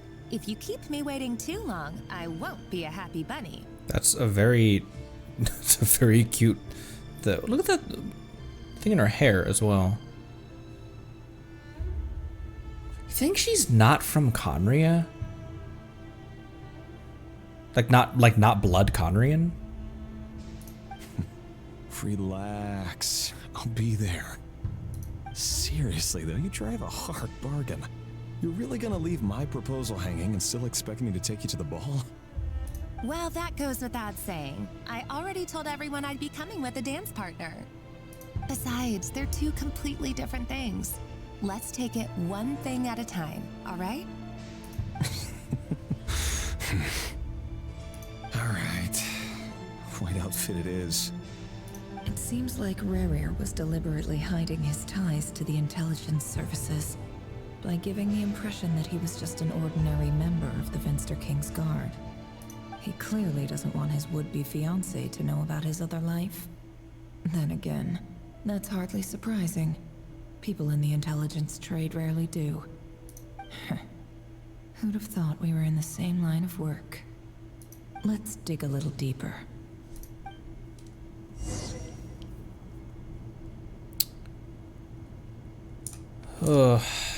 Had a good life for himself.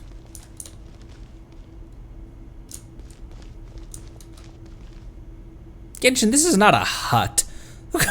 Leave the hut, quote unquote.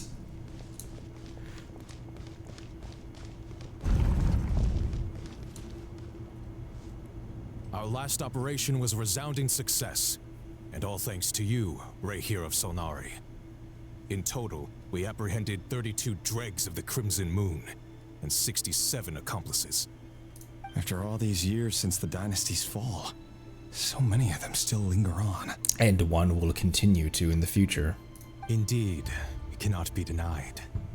Yet it was destiny that the Crimson Moon should be overcome by the eclipse, and that His Majesty, the all-seeing Finster King, now guides our nation on the path to prosperity.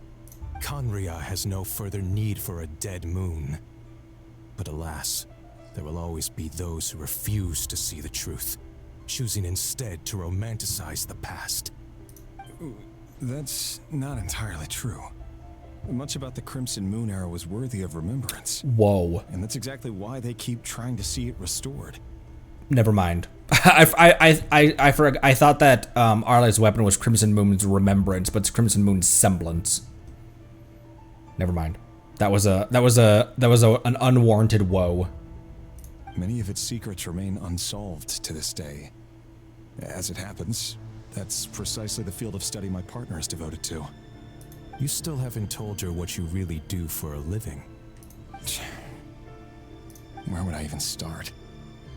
How do you tell someone that you're one of the king's hand-picked executioners? That your hands are steeped in blood? You didn't choose this life, any more than I did. Orphans like us don't get a say. But I'll sure as heck be the one to pay for it. Speaking of which, we need to be more rigorous in the way we identify direct descendants of the Crimson Moon. Someone, it seems, has strong opinions about my future plans. Most likely my marriage in particular. I have a feeling that we may soon become targets of the Crimson Moon's retribution. Your concerns are not unfounded. They've taken out many of our colleagues these past few years, and for that very reason. These are no helpless lambs we're leading to the slaughter. They're wolves in sheep's clothing. Take care, Rier of Solnari. I look forward to toasting you at your wedding. Thanks, Thorkel. You look after yourself, too. We'd love to see this place in its heyday. Thelindis, I never wanted to keep this from you. You're the last person I would ever want to lie to. But that's exactly why I can't tell you everything. There are things you shouldn't know. Things you cannot know. The Moonlit Dynasty's are a thing of the past. Yet even now, with the sun shining high in the sky, there are those who would call forth a dead moon's ghost. Could that be why Varka held back? Or was it because of some court secret he's not at liberty to share? I have to get a clear answer from him. No matter what happens, I will protect the Lindis. Rier seems to be very concerned by Varka's reaction. Varka and Dainsleif, the Visionary and Twilight Sword. So that's what they were really like. I've investigated this whole area now. There doesn't seem to be any other memories here. Should I try somewhere else? Wait a second. What's this black smoke? That looks healthy to breathe in.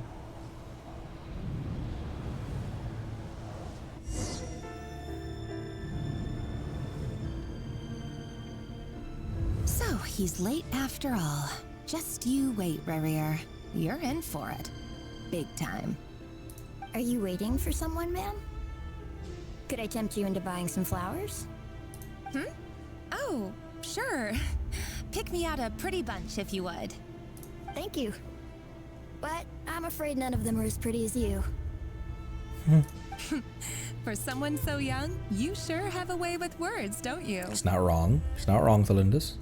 I'm only telling the truth. Look me in the eyes. You'll see I'm not lying. Oh, shit. May we have a word in private?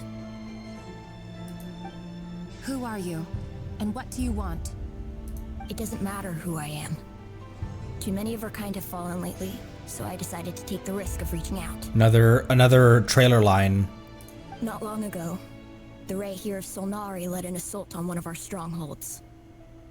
We suffered many casualties, and many who came to our aid lost their lives as well. Sorry, I don't know why you're telling me this. And I don't want to get involved. Wait, hear me out. This time we finally got a clear look at his face and learned his true identity. His name is Rier, and he claims to be one of the King's guards. What did you say?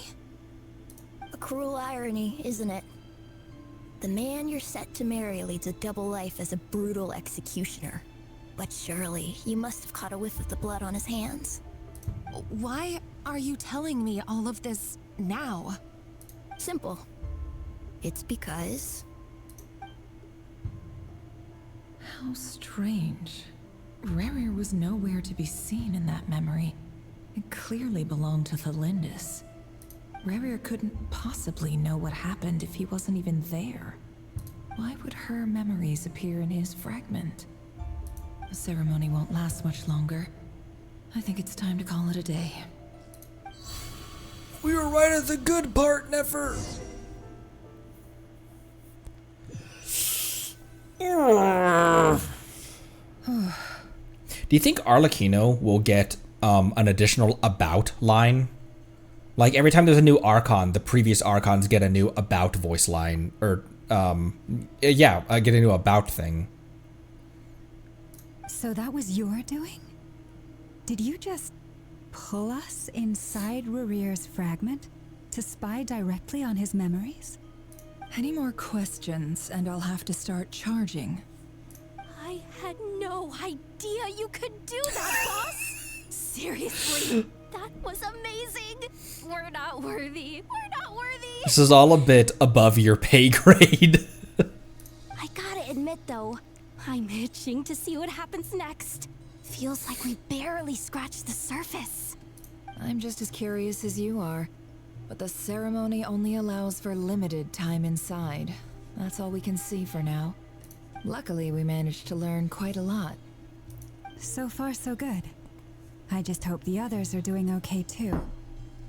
Especially the group with the Traveler. Their mission is a risky one. Let's hope it's all going smoothly. If you're worried about them, go see how they're doing. If I know boss, she's gonna need some time to write up all the details and make sure it's all coherent. I'll stay behind to lend a hand, but feel free to head back and meet up with the others.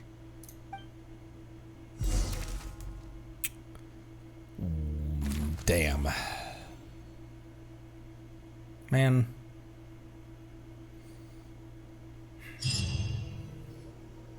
Oh, they've been prowling around for nearly 2 days now. These things just won't quit. Oh, they might not have seen us yet, but them constantly sweeping the area, our way out is completely blocked. We just have to sneak past. Nice and quiet like. Oh, that's never gonna work. One little slip up and it's game over. What are you standing on there, buddy? If they spot us, they'll run straight back to Rier. And once he knows we're here, it won't be long before he's breathing down our necks again. Be that as it may, we still have to try. Oh, guess you're right. All right, time to zip it.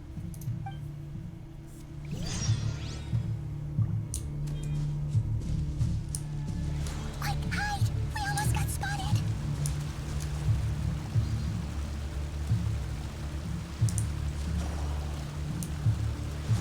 Phew, that was a close call. Do I need to go up? No.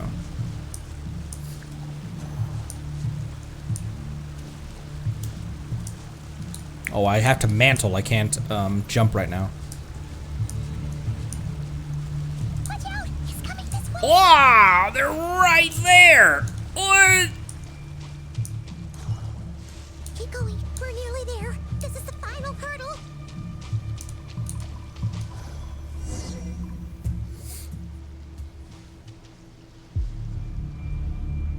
Oh, there's no end to these things. We can't keep going like this. Surely there must be another way out.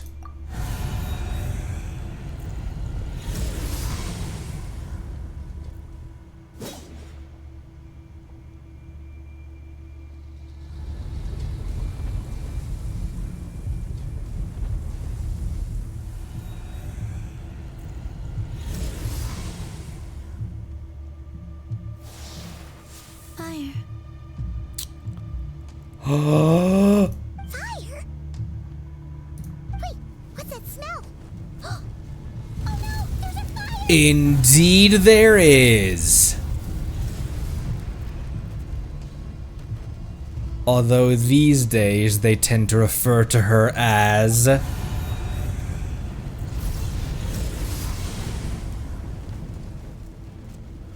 Oh, her music! That was quick.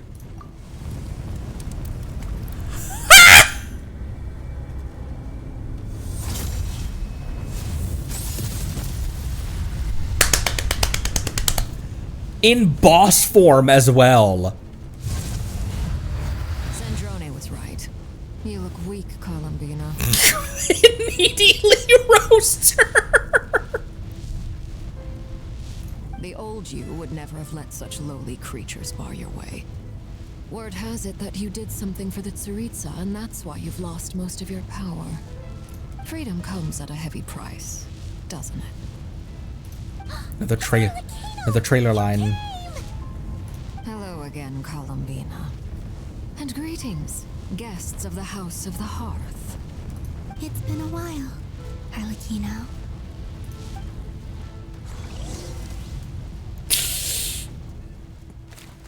Oh my gosh, that's all we get with them. look at the Arlie little sketch.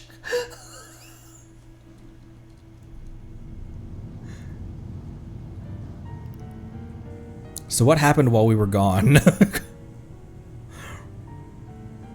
Stupid Rier of stupid Solnari. Ugh, whatever. I've got all the data I need. Next time we meet, you're finished. Surely. He sure doesn't pull his punches. Excuse me, do you need a hand? Is that Frem's voice? You can do me a favor by staying out of my way. Can't you see I'm busy? Wait a minute.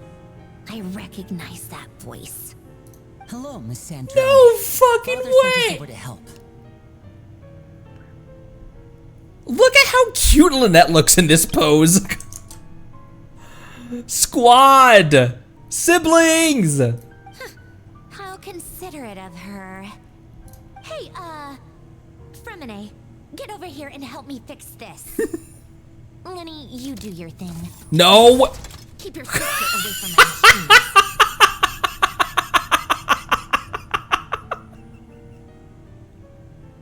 Nearly every machine that cat girl touches ends up going haywire.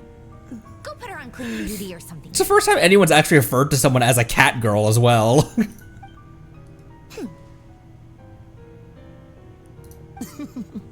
Then let's start downstairs. Fremine, we'll leave this place to you. You've got it. Wait a second. Pretty sure there's still some tea in the cupboard. If you want some, you'll have to make it yourselves. Aw. Kind of hospitality.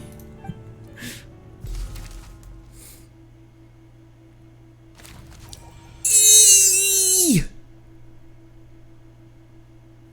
Eee!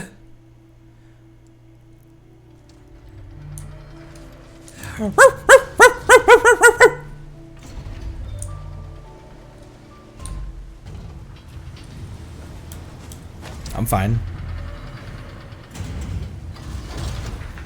Why am I flying? Wouldn't gliding be faster? Wouldn't gliding be faster?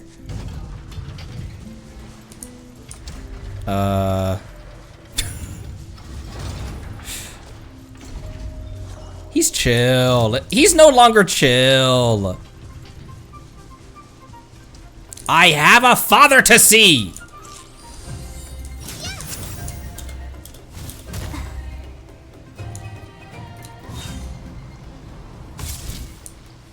I love the superhero landing that archers make.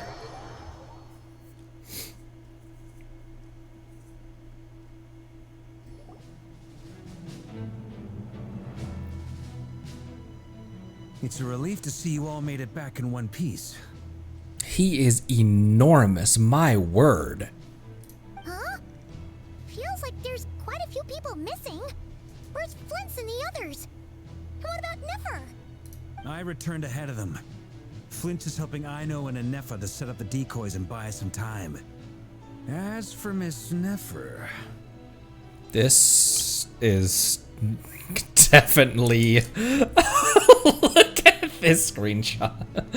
Look at her little ooh-woo face. Boss is still wrapping things up on her end. She sent us back to fill you all in on the top secret intel we've been gathering. I see. Then let's get right into it. But first, who do we have here? You brought someone else in to help? Greetings. I was invited here to help as a longtime Tea Party companion of Columbina's. You may call me Arlecchino. I call you many things, Father.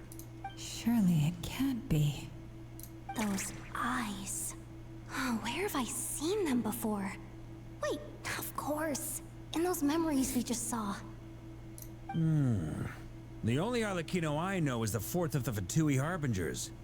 So either you share a pretty uncommon name, or you're more than just a Tea Party buddy. It's cool, she's chill. You are well Usually. informed, Grandmaster. A man from Mondstadt living all the way out here in Nodcry, and yet the people and affairs of Snezhnaya seem to hold a special place in your heart. Oh, the feeling's mutual. Sounds like you know all about who I am, too. A Fatui Harbinger. The atmosphere in here just got really tense. Guess we can't just start trusting Fatui Harbingers, even at a time like this. We already have worked with 2 of them. I must admit, though, I'm a little curious.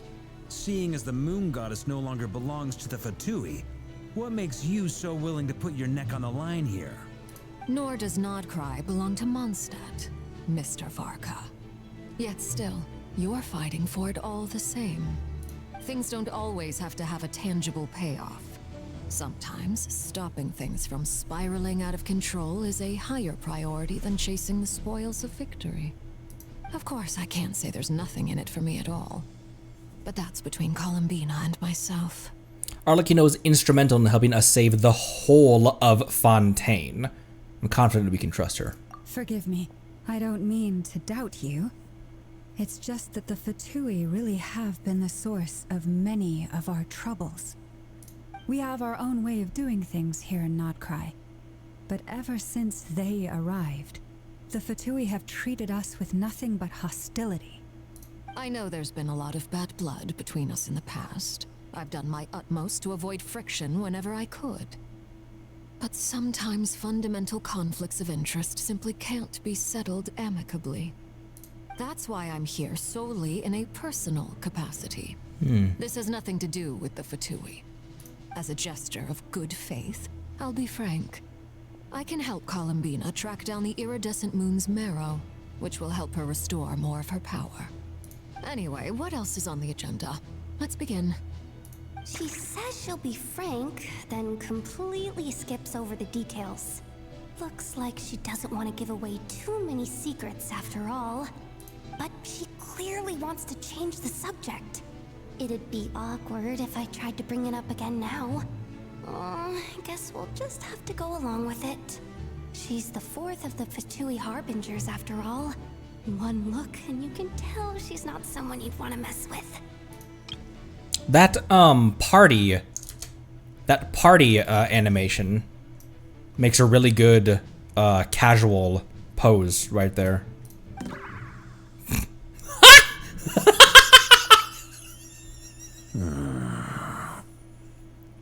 Well, since Miss Arlecchino sounds confident in her ability to handle that, we'll proceed to the next topic. Yehuda, time to share that top secret intel. Alright, listen up everyone. First, we now know that Rier was originally a Conrian secret agent whose primary mission was to hunt down and assassinate the so-called Dregs of the Crimson Moon. The Dregs of the Crimson Moon? In the memories, there was a lot of talk about the Crimson Moon and Eclipse, and a whole bunch of other stuff from the time of Conria. It was Piero that told, or not even directly told, he just turned Arlecchino towards that book. It was Piero originally that told her about her past, right?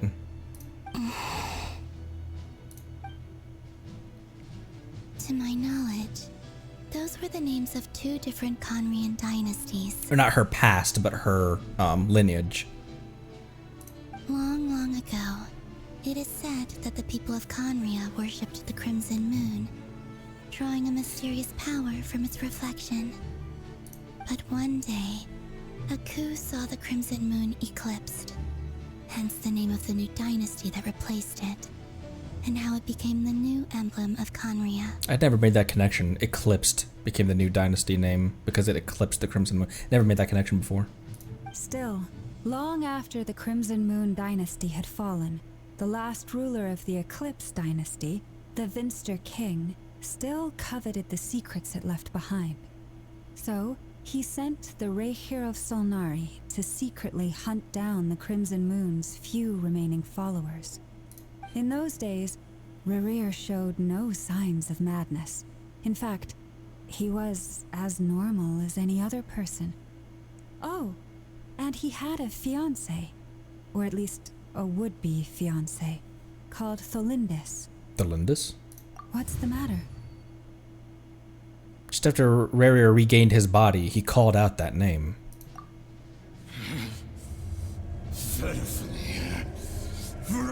Daughter.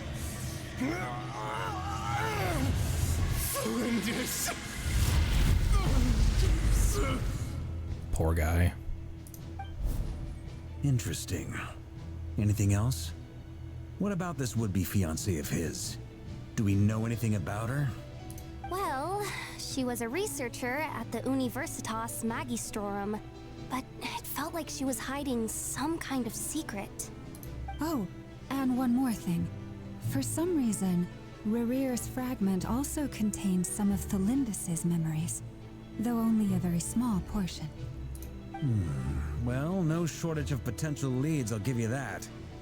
In any case, it sounds like we can conclude that while Tholindis was still around, Rier appeared to be lucid and quite normal. Tholindis, it seems, must have been the one thing in this world that he couldn't let go of. Tell me though, were these pure-blood Conrians we're talking about here? Why do you need to know that? Hold on. If she was a pure-blood Conrian... Because of the curse of immortality, she might still be alive. Oh yeah! Just like how it was with the captain. And truly several that we've met. If we could somehow find her, do you think there's any chance Rier might regain some of his sanity? It's possible, but it would take a miracle. We can't pin all our hopes on that. That merchant who Nefer knows, Dori Sangama Bay. Maybe we could hire her to look into it. All right then. Let's keep working in our separate teams. Traveler, Paimon, Kutar, and Miss Arlecchino will go look for the iridescent moon's marrow. As for the others... On the way over here, I noticed that the wild hunt monsters had grown even more frenzied in their search for Kutar. At this rate, the people living here will be in grave danger too. So I'm thinking of gathering together some of our followers to go wipe them out. I'll head back to the curatorium and meet up with the boss. Feels good knowing we've all got something to be getting on with. Look at that face. Look at him. Look at this guy. Given that the Wild Hunt has been a lot more active lately, the Lightkeepers have likely begun their own operations too. If that is the case, someone will need to pass the news on to Flint's. I'll hold the fort for now, then discuss our next move with Flint's, Ino, and Nefer when they get back. All right then. Well, the clock's ticking. If that's everything, we'll be on our way. We'd better get moving too. We'll try to buy you as much time as we can. She's maybe still processing all of the Crimson Moon knowledge that we just learned. Relax. Just do your thing. Now, I decided to call in some backup since things are getting so hairy. Our reinforcements should be here any minute now. Stay safe, everyone. Dismissed.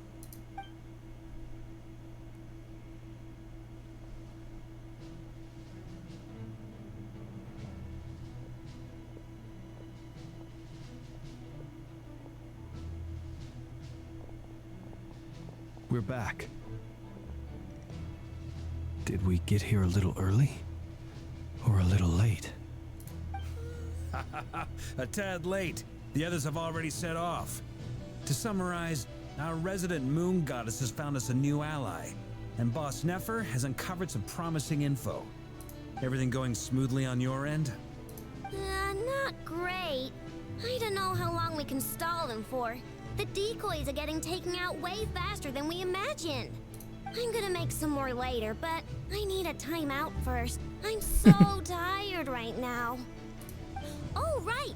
Nefer, could you fill in Uncle Varka on what we just discussed with Flint's? I legitimately thought that Ino was going to ask Nefer to make chromokakes for Varka. Sure. Uncle Varka, you previously told us about how when you went to investigate a source of the wild hunt in Rier, you discovered that it was just a diversion. But according to Flint's intel, several outbreaks of the wild hunt had already occurred in Nodcry in the period leading up to that.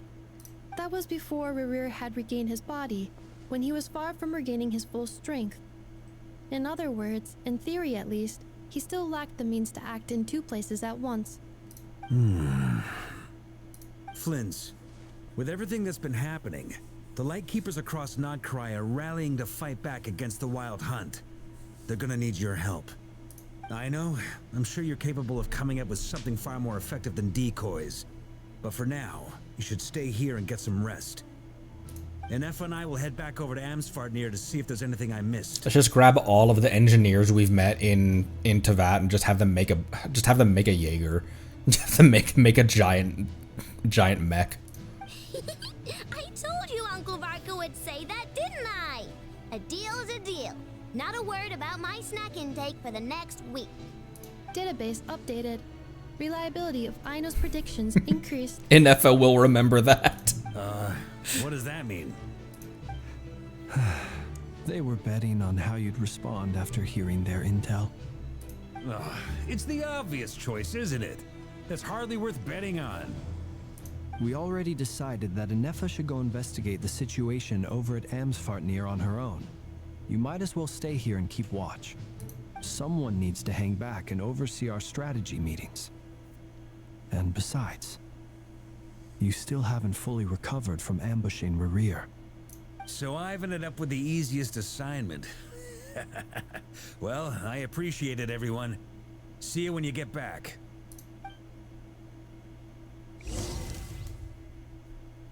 Silvermoon Hall. Look at this. It's so cute. I need to use restroom real quick. We'll be right back. We're going to keep on forging forward.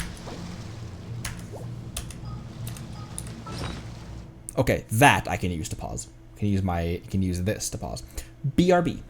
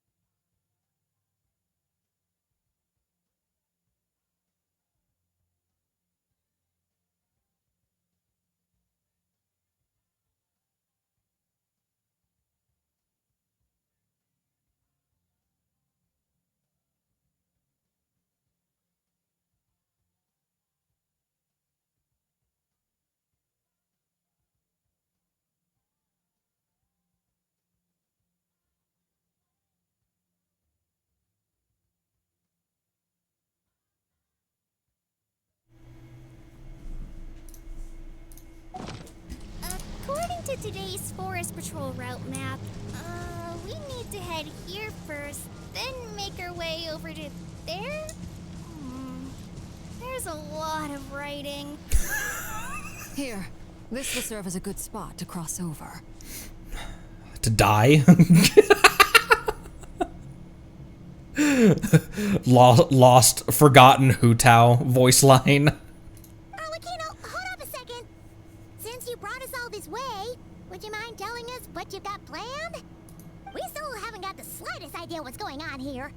And if even Columbina doesn't know where the iridescent moon's marrow is, how do you? Simple. Because I am an inheritor of the royal bloodline of the Crimson Moon, and one of the last surviving embers of the two worlds' flames. Huh? You wouldn't, and you wouldn't know that unless, I was wondering how they were going to introduce that, because you wouldn't know that in any of the questing. That's for you to discover in optional things to read. Are you serious? Isn't you're a descendant of that Crimson Moon dynasty we were just talking about? The one from ancient Conria? Your surprise is understandable.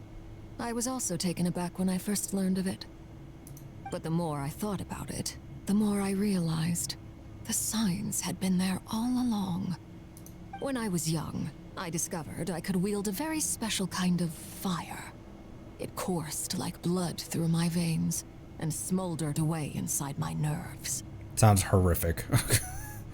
What's more, whenever I experienced strong bursts of emotion or drew too deeply on this power, it was like some kind of presence within the fire would begin to gnaw away at me, consuming me from the inside out.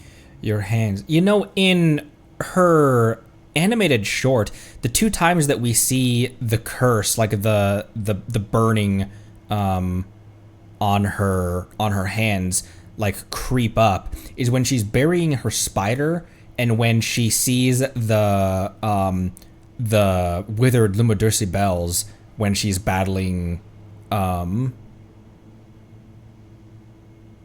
previous knave. The hell's her name? So that's interesting. Strong bursts of emotion. Crucibina. That's an interesting. Strong bursts of emotion. Because when she's holding the box with her dead spider in it, with Bambi in it, we see the blackening on her fingers like creeping up towards her wrists, and then we see it creeping all the way up towards her towards the middle of her upper arms when she's battling Crucibina. Exactly. That is why my hands are like this too. At first I saw it only as a curse, but once I became a harbinger, the jester apprised me of the truth. Together with my own investigations over the past few years, there are several things that I have gradually come to understand. For instance, take the so-called Crimson Moon. In truth, it is nothing more than the shattered remnants of the iridescent moon, fused with the abyss to prolong its lifespan. Since this blood flame was bestowed upon me by the Crimson Moon, it is a fusion of the iridescent moon's former power and the corruption of the abyss. Interesting. Crazy power. You all understand the nature of the abyss well enough. I draw upon its power, and in return, it hungers for my soul. This strange blackness is the mark of corruption it has left behind. If I recall correctly, you once told me that if the corruption ever made it to your heart, you'd become a completely different person. Yes, and that's the reason I'm always careful not to push my power too far. It's essentially a never-ending tug of war. Interesting. Oh, sounds intense. Anyway, the rest of my story can wait. No, please. Is there anything else about the Crimson Moon or the iridescent moon that you're unclear about? Paimon has a question. So, the Crimson Moon that the Carians used to worship was actually the iridescent moon, right? Which was one of the three moon sisters. Does that mean that the Carians were to the Crimson Moon as the Frost Moon Scions are to the Frost Moon? So much of that history has been lost. We have no way of knowing exactly what they were like. But I would suspect that the Conrians weren't as devout in their moon worship as it might appear. The iridescent moon's remains simply served as their link to the abyss. Later on, perhaps someone discovered a way to make direct contact with the abyss. Or maybe there was some kind of ideological divide.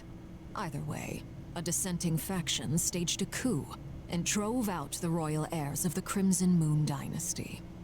Still, even with the dark sun looming high overhead, the Crimson Moon's glow never truly faded. If you want living proof, it's standing right before you. Really? Who? It's also very interesting that this... I'll just keep going. The first time we met, I sensed something familiar in your presence. When I looked at you, I felt I could see that mysterious red moon in the corner of my eye. In your flames, I saw its broken image, surrounded by a strange black aura. Well, I appreciate that you kept it to yourself. Much about the Crimson Moon is still a mystery, and I'd prefer not to end up as the object of an insane research project. Anyway, time is against us here, so if there's any other questions, they'll have to wait. I just want to make sure I've got one thing straight. In her letter, Sandrone mentioned that since you are unable to contain the iridescent moon's marrow yourself, you intend to leave it in my custody, correct? That's right. For now, it's the only way I can pay you back for your help. The iridescent moon is already part of who you are. So with its marrow in your possession, you'll be even more powerful than before. Yes, because she needed a buff. Columbina. Quad wielding powers at the same time. Imagine if she could just do that on command. Also, because we were talking a little bit about Dory's contacts, having a full power Arlecchino and Skirk by our side to battle Rier would definitely make for an interesting fight and tip the scales more in our favor as well. Deal. Then let's get started. She's like, say less. Get what started? What does this place have to do with the Crimson Moon? When I first became a harbinger, the Jester gave me a book called Paranhari, also known as Leobranto Innamorato. What does that mean? Wait, hang on. I want to Google that real quick. Translation of that.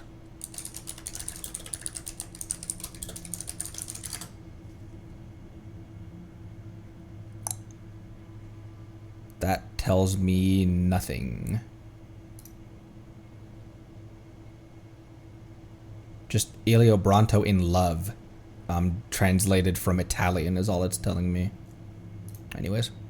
You should be able to buy a copy next time you're in Fontaine. It's a love story set in the Crimson Moon era. But setting aside the tangled romances of its characters, it also records a few interesting details. In the Crimson Moon era, or so the story goes, there was an orphanage that received children from beyond the bounds of this world, and subjected them to a peculiar induction ceremony. Beyond the bounds of this world? For real? And what kind of induction ceremony? The Crimson Moon sages looked beyond this world for beings with powers that surpassed the gods. But fearing they might lose control, they subjected these children to a process of refinement. Ugh, I don't like where this is going. They made these children crawl up a fireplace and kept asking them, "Have you died? Did you see it?" Until they finally admitted to having died and seen a crimson moon. Thanks for that, Hoyo.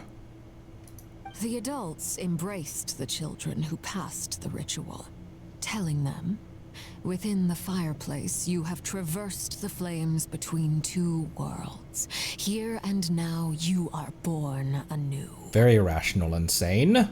The book leaves much unsaid, but I suspect that this was their way of branding the children they had enrolled, leaving an indelible mark upon them so that they would forever live in the Crimson Moon's light.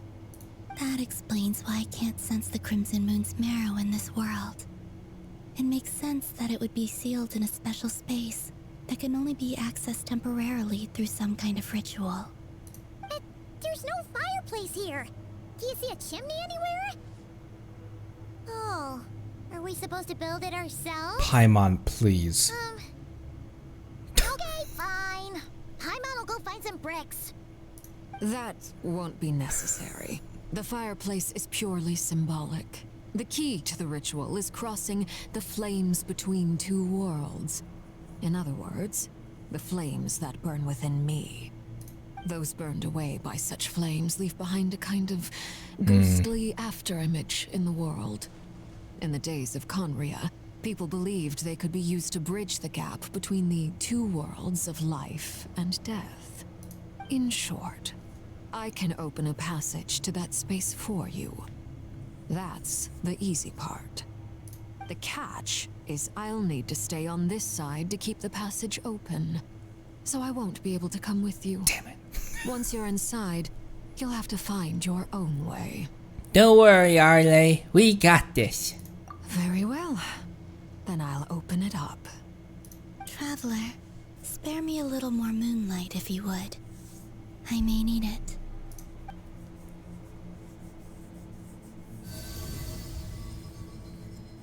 Thank you. I feel like I've recovered some of my strength now. It should be enough to move us across short distances and confront whatever dangers might await.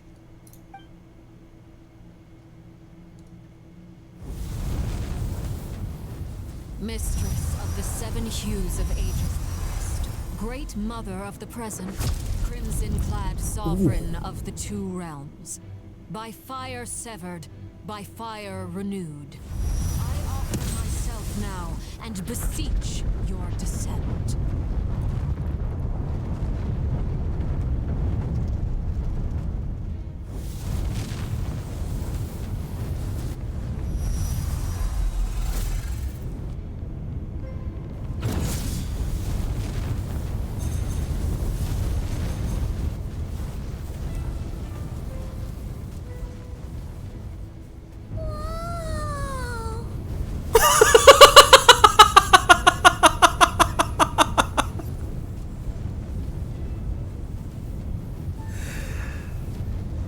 Yeah, Ether, definitely thank your lucky stars that she didn't want you dead.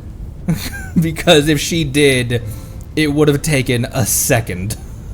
One word of advice. As you're crossing over, no matter what voices you hear, do not answer. Got it. I sense a sinister gloom inside, but also the familiar light of the moon. I feel that I am about to meet an old friend who has changed beyond all recognition. All right, let's go. That is definitely, because this we probably won't see this again. A lot of screenshots today, my dudes. Colley's like, what the hell is this?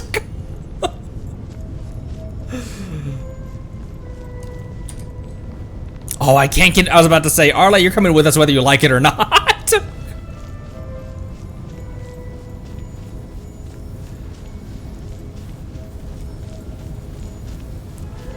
This is inviting.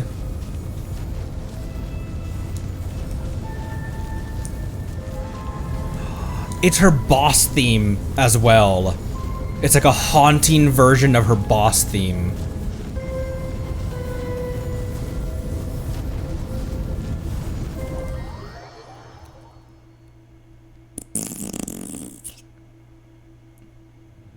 Oh my, what the fuck?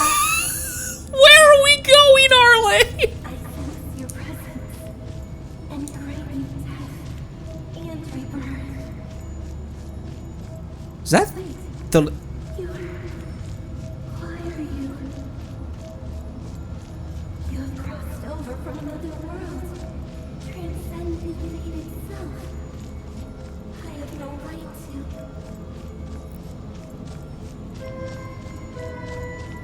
Whose voice was that? Arle's like, don't pay attention to the voices. I immediately get distracted by the first voice we hear. Hey, look up at the sky! A red moon! This must be the spot, right? Is that the abyss? It's practically filled the entire place. What now? What a tragic sight. Fragments of your broken body, seized by the abyss, and hung up aloft like mummified remains. Iridescent moon. Was this truly what you wished for? Looks like there's only one way through here. Let's keep going and see what's up ahead. Careful. There's something spooky about this place. Oh, is there? Something is lurking in the fog. I'm right behind you. Whatever you do, don't run off without her. I got you, Paimon. By the way, Columbina, didn't you tell us that the iridescent moon had shattered into pieces? The moon up there looks pretty whole, Paimon. How is that possible?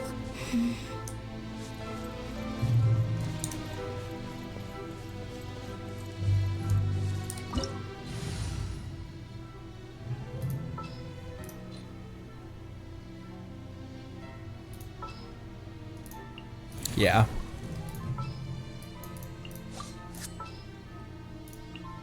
Who else is in my slot? Dia? Where's my Ben?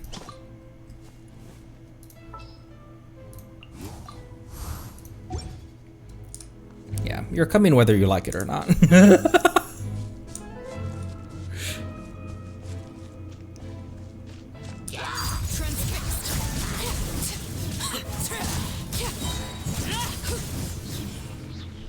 Yes, Bina, because she needs more power.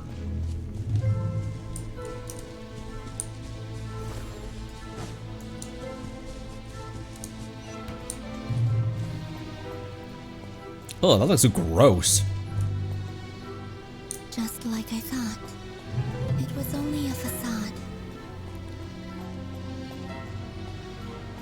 Wild. It looked like it was whole, and it's bleeding too. Man, what an interesting shot that is. It's bleeding. NBD, just a bleeding moon. This is where you fall. Laid bare. Get to work. Let's light it up. Like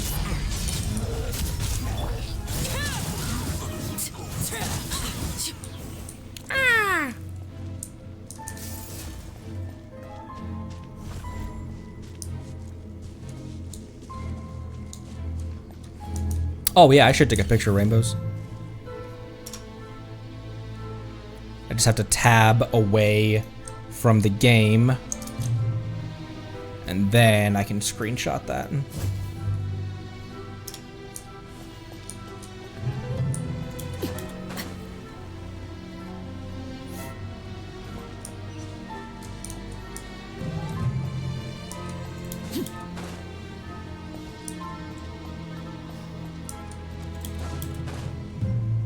Hit me. He hit me! Guess I dodged a little bit too late there.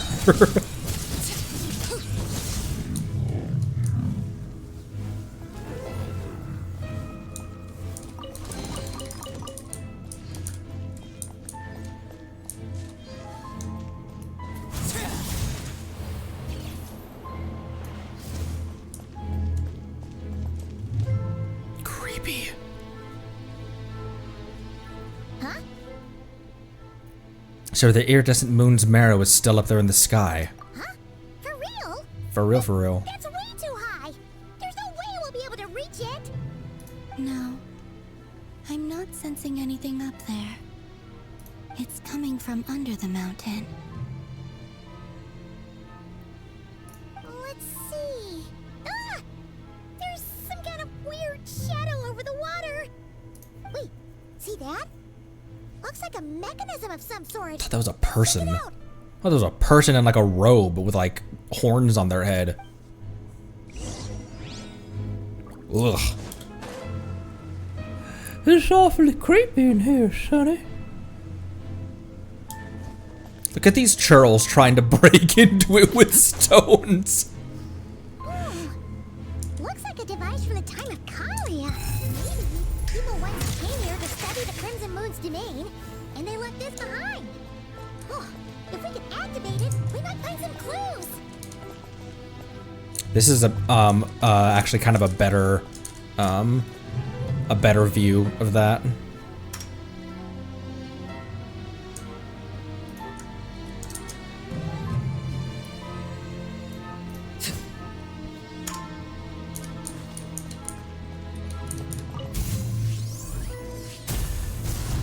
That looks exactly like the goop in the chasm. We haven't really seen chasm-like goop for a while. Hey, look at that! Now that the mechanism's running, the shadow in the water looks different. Because even the goop in the Natlan AQ didn't look exactly like this. Do you think these mechanisms might be the key to unlocking the secret? Let's try to find more of them. Felindis, we'll leave the rest of the research in your hands. We'll be heading back now. I hope this isn't ruining date night. Ugh. Mind your own business. Just leave me some snacks on the table. Felindis? Is that Rier's girlfriend? How come we're hearing her voice here? Nefer previously mentioned she's a researcher at the University's Magistorum. Oh yeah.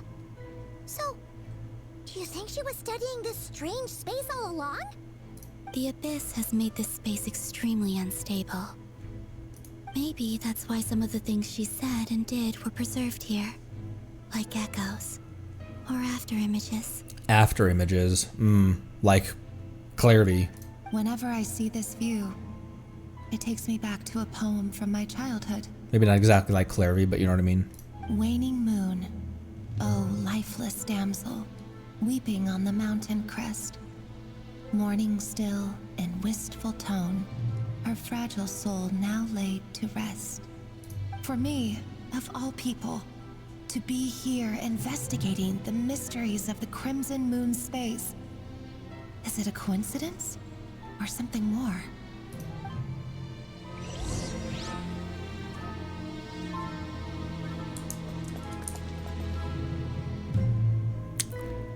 Oh, you're right, Luna. Those spheres up on Dragonspine.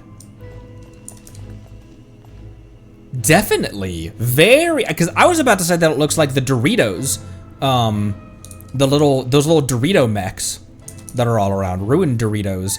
But no, it looks much more like the dragon spine spheres. Good catch.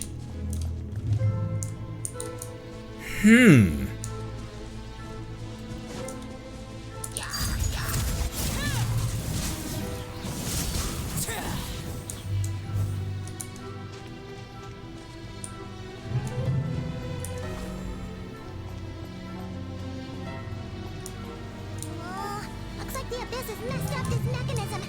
We need to find a way to get it working again. Let's see if there are any other devices nearby. Hit it with a hammer, Paimon. That usually fixes things.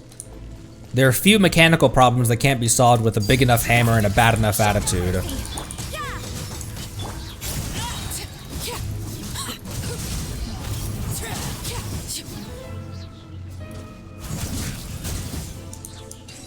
Hey, a chest!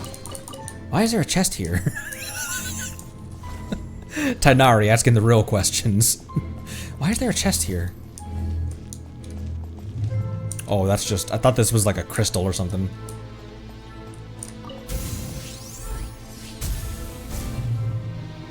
Great music in this area, too. That's gonna be an arena.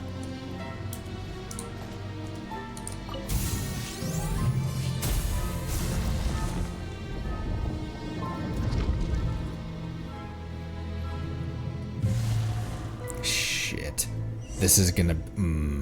I have a feeling who we're gonna fight here as well. So the moon marrow, or rather the power of the 3 moons, is the key to unlocking... If it really does exist, then maybe this madness can finally be put to an end.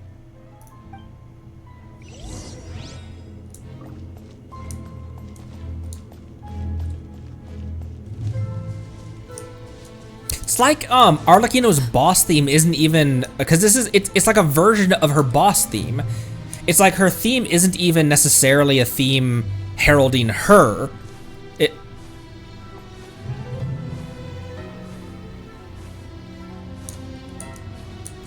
It's a theme heralding the Crimson Moon. Oh, ah!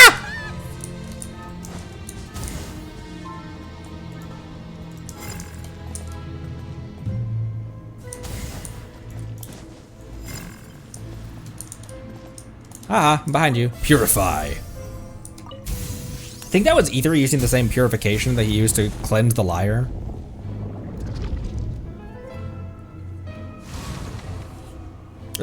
Or the tears, rather.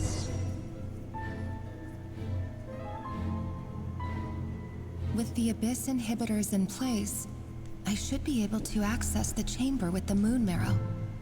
Oh, Rier, with every step you take, you're drifting further from what you truly desire.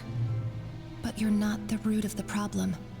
Ever since that outsider set foot in Conria, the Vinster King has sunken deeper into madness. Abyss Twin?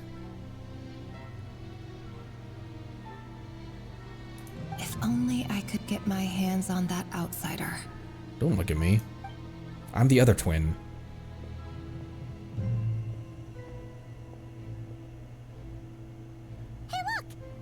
Reflection is back to normal. Elendis' voice mentioned a chamber with the moon marrow. Do you think maybe it's hidden in the moon's reflection? It must be. For within it, I sense the fragile aura of a dying soul. Then there's no time to lose. Let's go! There's definitely aura in this place, Bina. I just realized that I'm still on Sweet Madame's for some reason.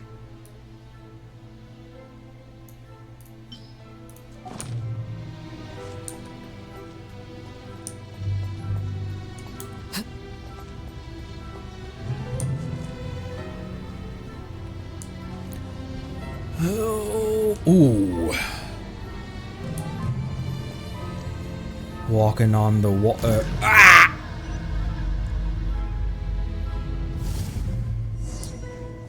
Everlasting as the moon indeed. Everlasting as the moon.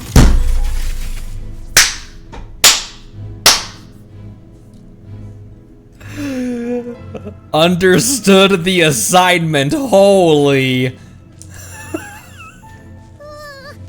things are so creepy. Looks like we'll have to destroy them if we want to get to the iridescent moon's marrow. Just want me to whack it? Oh, you just want me to whack it.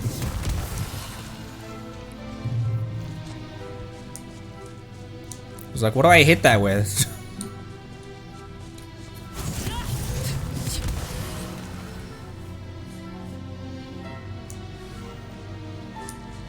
I'm fine with my party. That must be the iridescent moon's marrow. Oh, we'll need to destroy these things before we can reach it. The moon meowro. Overrule. Get to work. Punishment. Teamwork is dreamwork. I'm gonna boop all of you. Wait, he's already gone? He's already gone. Frick. Arle's dying, and I don't have her burst ready. Okay, never mind. There it goes.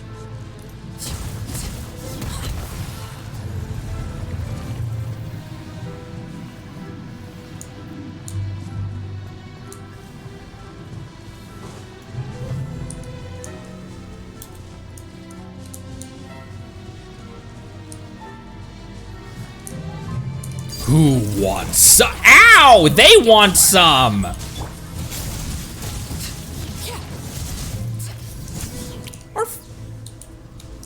Even the enemies are barking at Her Majesty Arlecchino.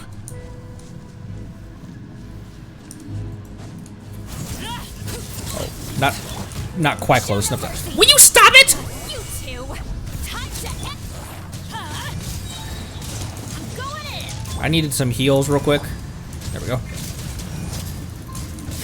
Oh, that's Rosaria. That's Brosaria. We're so close.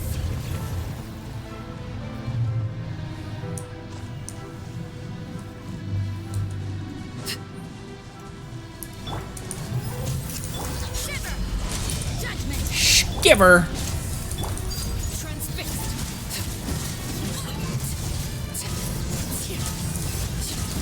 Witness my rise.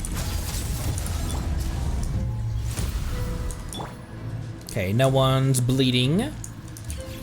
But everyone is not healthy right now.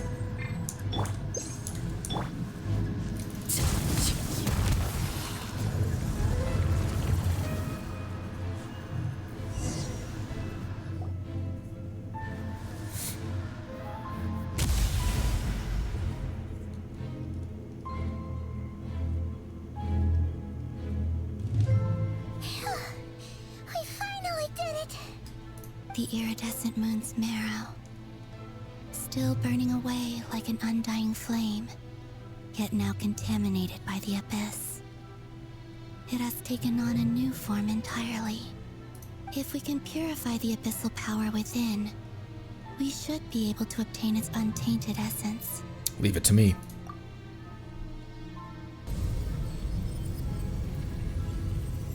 So interesting that like this is an ability from 1.0, but there's just there hasn't been a reason for us to. It's so cold.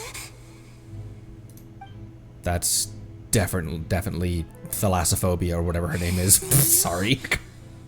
Are you here? Huh? Are you talking to us? Maybe not. It sounds a lot like what's her name? Rier's girl, Rier GF. At long last, I can see you once more. Never mind.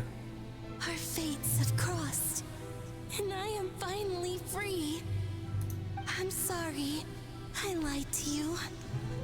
Even knowing what was to come, I still couldn't let go of the fear in my heart as death drew near. Delindus, thalassophobia. The moment the moon shattered, my body began to split apart piece by piece. Like I was being cut into pieces by 1,000 blunt blades. My thoughts scattered, as the cold crept in. But I could not bear to fade away like that. The specificity of 1,000 blunt blades is horrifying. Tell me, what was it that brought you to us all that time ago? If only I had possessed your courage, then I might have been spared this torment, more painful than death. You look so puzzled. That's how I felt too when I first saw you. But trust me when I say that everything happens for a reason. Farewell, Hypo.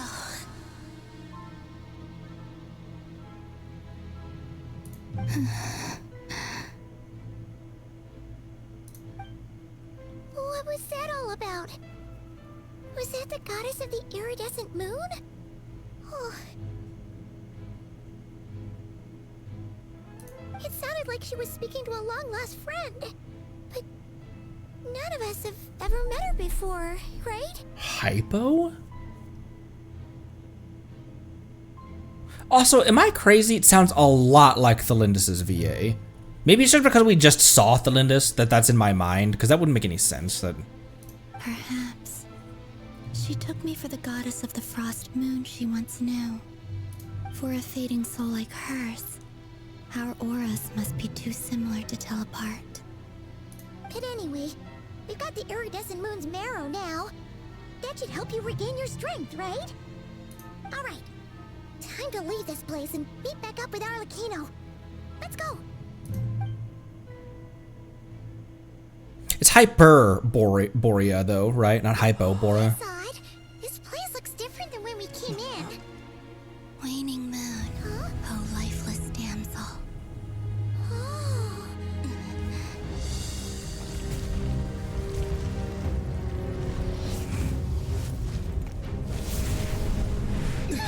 Hurry! The place is collapsing! It wants to trap us here. Who's it? The abyss? Now we've taken the moon marrow. All that's left here is a dark will. It will show us no mercy. See her galloping?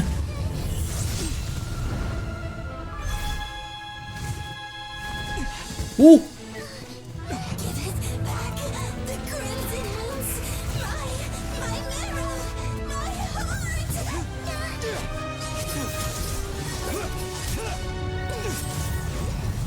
Ooh!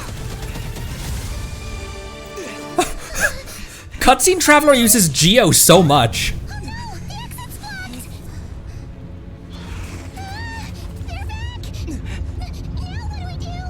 This is where you fall.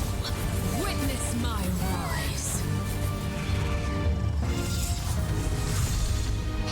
What are you waiting for?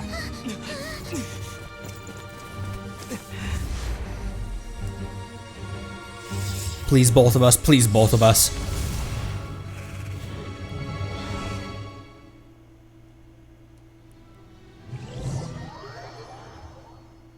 What weak-ass rift hounds? A dull blade could cut through those spikes.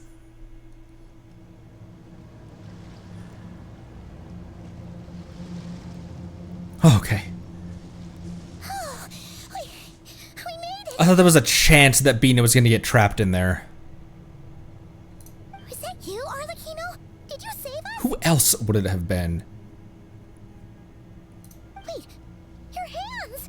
They're... Well, she used her power. Oh, this? Don't worry. It's a small price to pay. The Abyss wanted to trap you inside, and I defied its will by bringing you out. No wonder it's a little angry. I can purify abyssal power. No. I have paid the price, albeit a small one, and it cannot be undone. My hands have already fused with the Abyss. Purification would simply destroy whatever's left of them. Ugh. But surely... Oh, we're so sorry, Arlecchino. Paimon can't believe you'd make a sacrifice like this for us. As much as I'd like to call it a favor, the truth is I was simply holding up my end of the deal.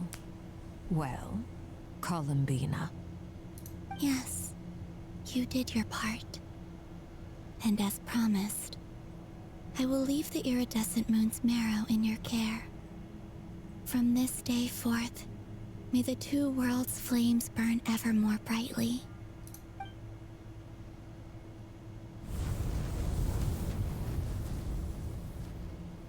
I'll take that as a blessing. Now, Columbina, give me your hand. Accept this moonlight I offer in return. Bina just instant C6'd her Arlecchino when she's not even on banner. What a mad lad.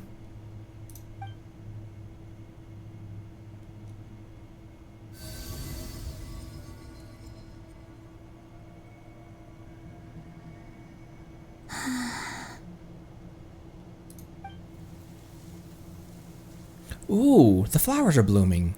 Feeling stronger? Hey,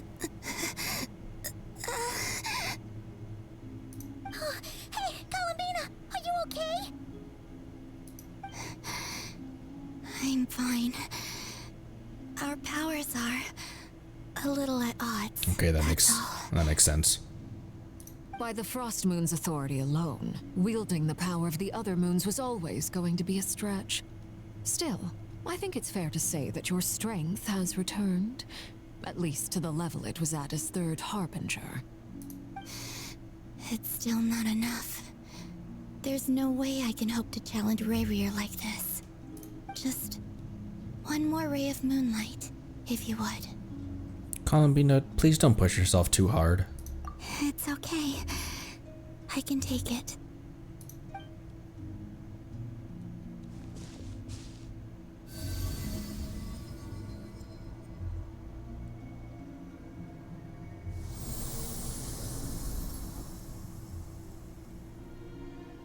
Please don't.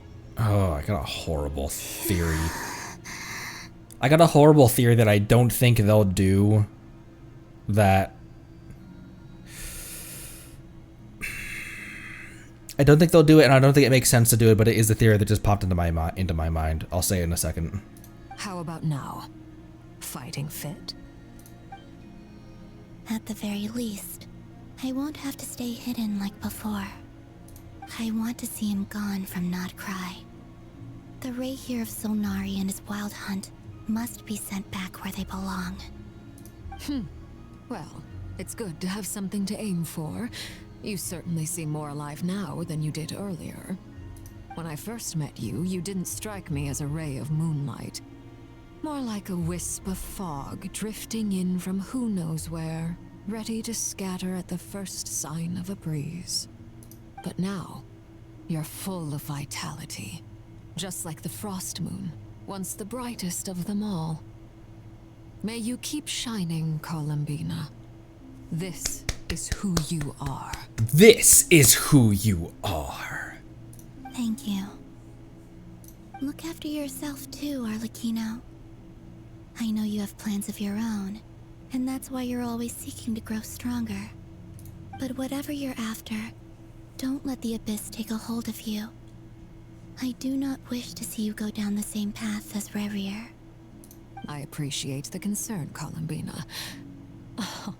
Although perhaps it's time you took a new name. A new name? Kutar, the Moon Maiden, Columbina. They're nothing more than code names. They describe who she is and the roles she's played, but they're not her real name. We often use code names in the House of the Hearth, too. But it's knowing your real name that keeps you grounded. Up till now, you've been living a wandering life, so you've probably never really cared. What do you think of the three children's, what do you think the three kids' code names are? Linny, Lynette, and Frem. All I'll say is this. Once you've defeated Rier, give it some thought. She's confident in us, at least. All right, that's it from me. I'll get you back safely first, then go meet up with Sandrone. You're the best. Let us know next time you need a hand. We'll be sure to return the favor. I appreciate the gesture. It speaks to your good character. Anyway, let's get going. There are more urgent things to do right now than trade compliments. But there's so much to compliment.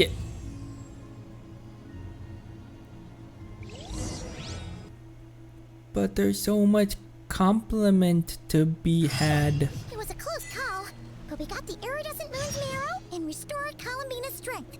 And that's all that matters. Oh, man. Mission accomplished. Paimon wonders how everyone else is doing. Sorry you tanked a couple hits there, Citlali. 'Twas not my intention.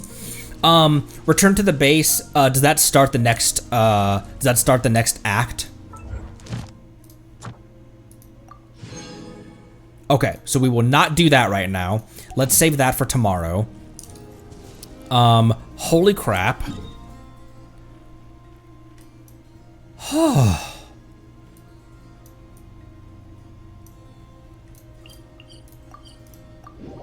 What an Act 1.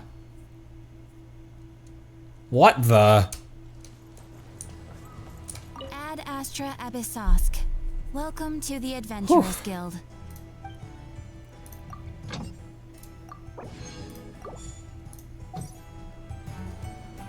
Also, have you guys seen my my expeditions? I try to place people in places that make sense. Or Act 3. I try to place people in places that make sense, like Rosaria in Dragonspine, Shenhe over here, which doesn't make a ton of sense. Makes more sense if she was over here. Shinobu up near the shrine. Farazan is the character that has the status effect. She's outside of not Gandharvaville, but that Navia over here, and that's it, right? Yeah, and then Navia over by the opera.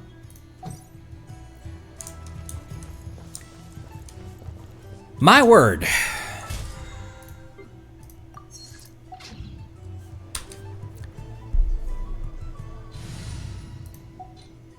Quite the start to this version. Oh, Dio was in this team. I guess it's because I usually said if I got serious, then it would be Benny and Shilonen. Right, after you.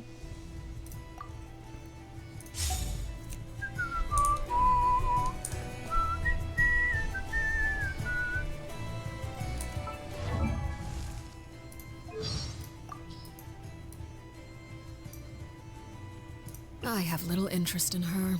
She's extremely passionate about her research and does not appear in public often. In fact, many of our officers have yet to see her at all. Compared to, let's say, someone who would go so far as to create segments of themselves to better wander across the land, I suppose you could say she is at the other end of the extreme. It's interesting reading her voice lines back from, man, Fontaine was 2 years ago. Oh. She is a very special harbinger.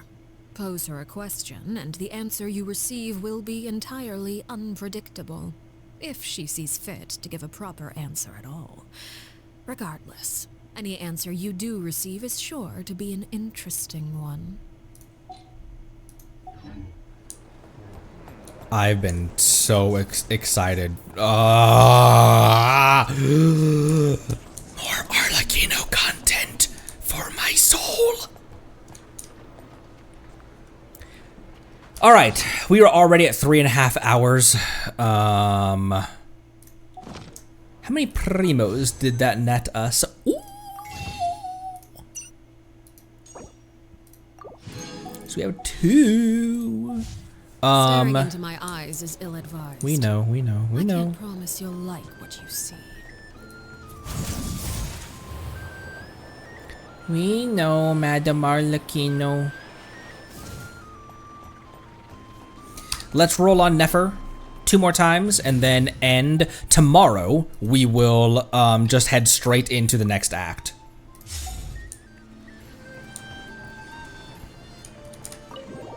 And then Friday, I would like to explore Meliastra Wonderland, actually.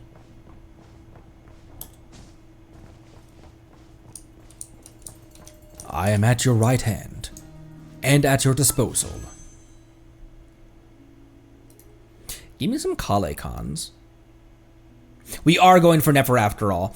I had like even made the decision like, nope, I'm skipping this banner.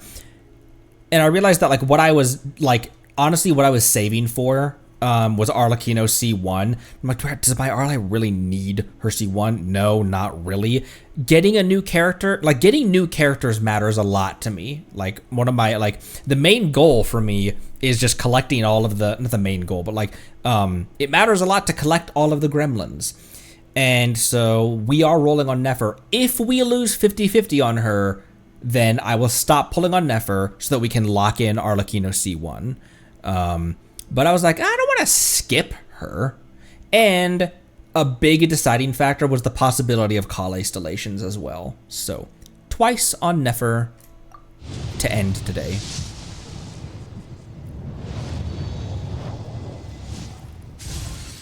Now, because the game knows that I want Kale, it's probably going to do me the same way that I did me when Beto was on banner.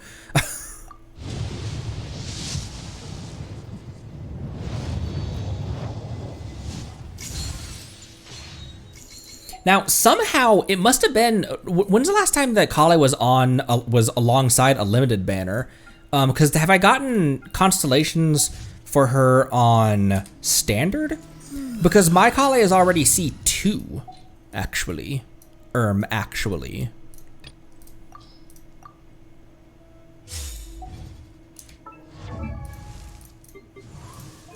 Yeah, 2. Which means I really only need 1 constellation out of this banner, because that would increase her, that would level up her her skill. But ooh, she might have been in she might have been alongside Nahihi, wasn't she?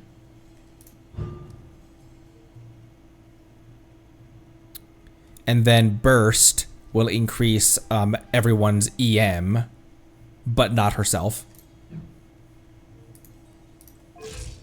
Which I don't have her. I have her set up for raw Dendro damage, and then as she's painting people with Dendro, then Yelan can apply Hydro, and then Shinobu can initiate Hyper Blooms with Citlali there to shield and do a little bit of freezing. You know, it's always helpful. A little bit of freezing across, a little bit of freeze, across the. I love like the Yehoda's interactions with literally any character that comes across. I'm just like, I wonder what Yehoda thinks about this person.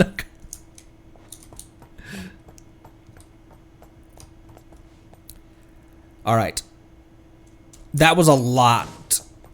I loved every second of it as well.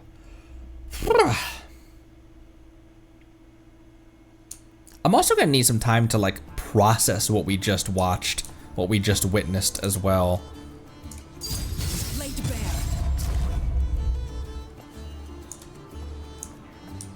Arlecchino is the only character. Like I have a great appreciation for Dia and Raiden, Farina, Yelan, but Arlecchino is the only character that has made me question changing my profile picture from Beto. And ultimately I decided, no, I'm sticking with Beto, because it's Beto. But Arle is on the Beto as the icon, and then Arlecchino's as the name card is probably how I will keep this forever.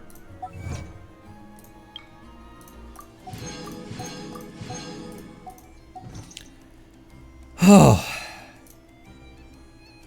damn. Tomorrow will be a regular time stream, I believe. And then, yeah, tomorrow, regular time stream for, so 3:30 Pacific time. So just when we normally go live for Act 4. And then Friday, I'd like to hop into Milliastra Wonderland. And then we'll probably go back to a regular rotation next week of Monday, Wednesday, Friday for Genshin, and Tuesday, Thursday for Zenless Zone Zero. So thanks everyone so much for stopping by. If Beto and Arle ever interact, I will just I don't know. Beto, Dia, and Arle in the same room at the same time. Please, Genshin, make it so. Thanks, everyone, so much for stopping by. Hope you're all having fun with your... Oh man. With your Millie Extra Wonderlands. Hope, wish luck for everyone's polls. Hope you're having fun in the AQs. And I will see you next time. Let's get some nuts to round this stream out, and some cabbages, and even crabs as well. I will see you tomorrow. Drink water, join the Discord, be good to each other. Love you lots. Thanks again. Bye-bye.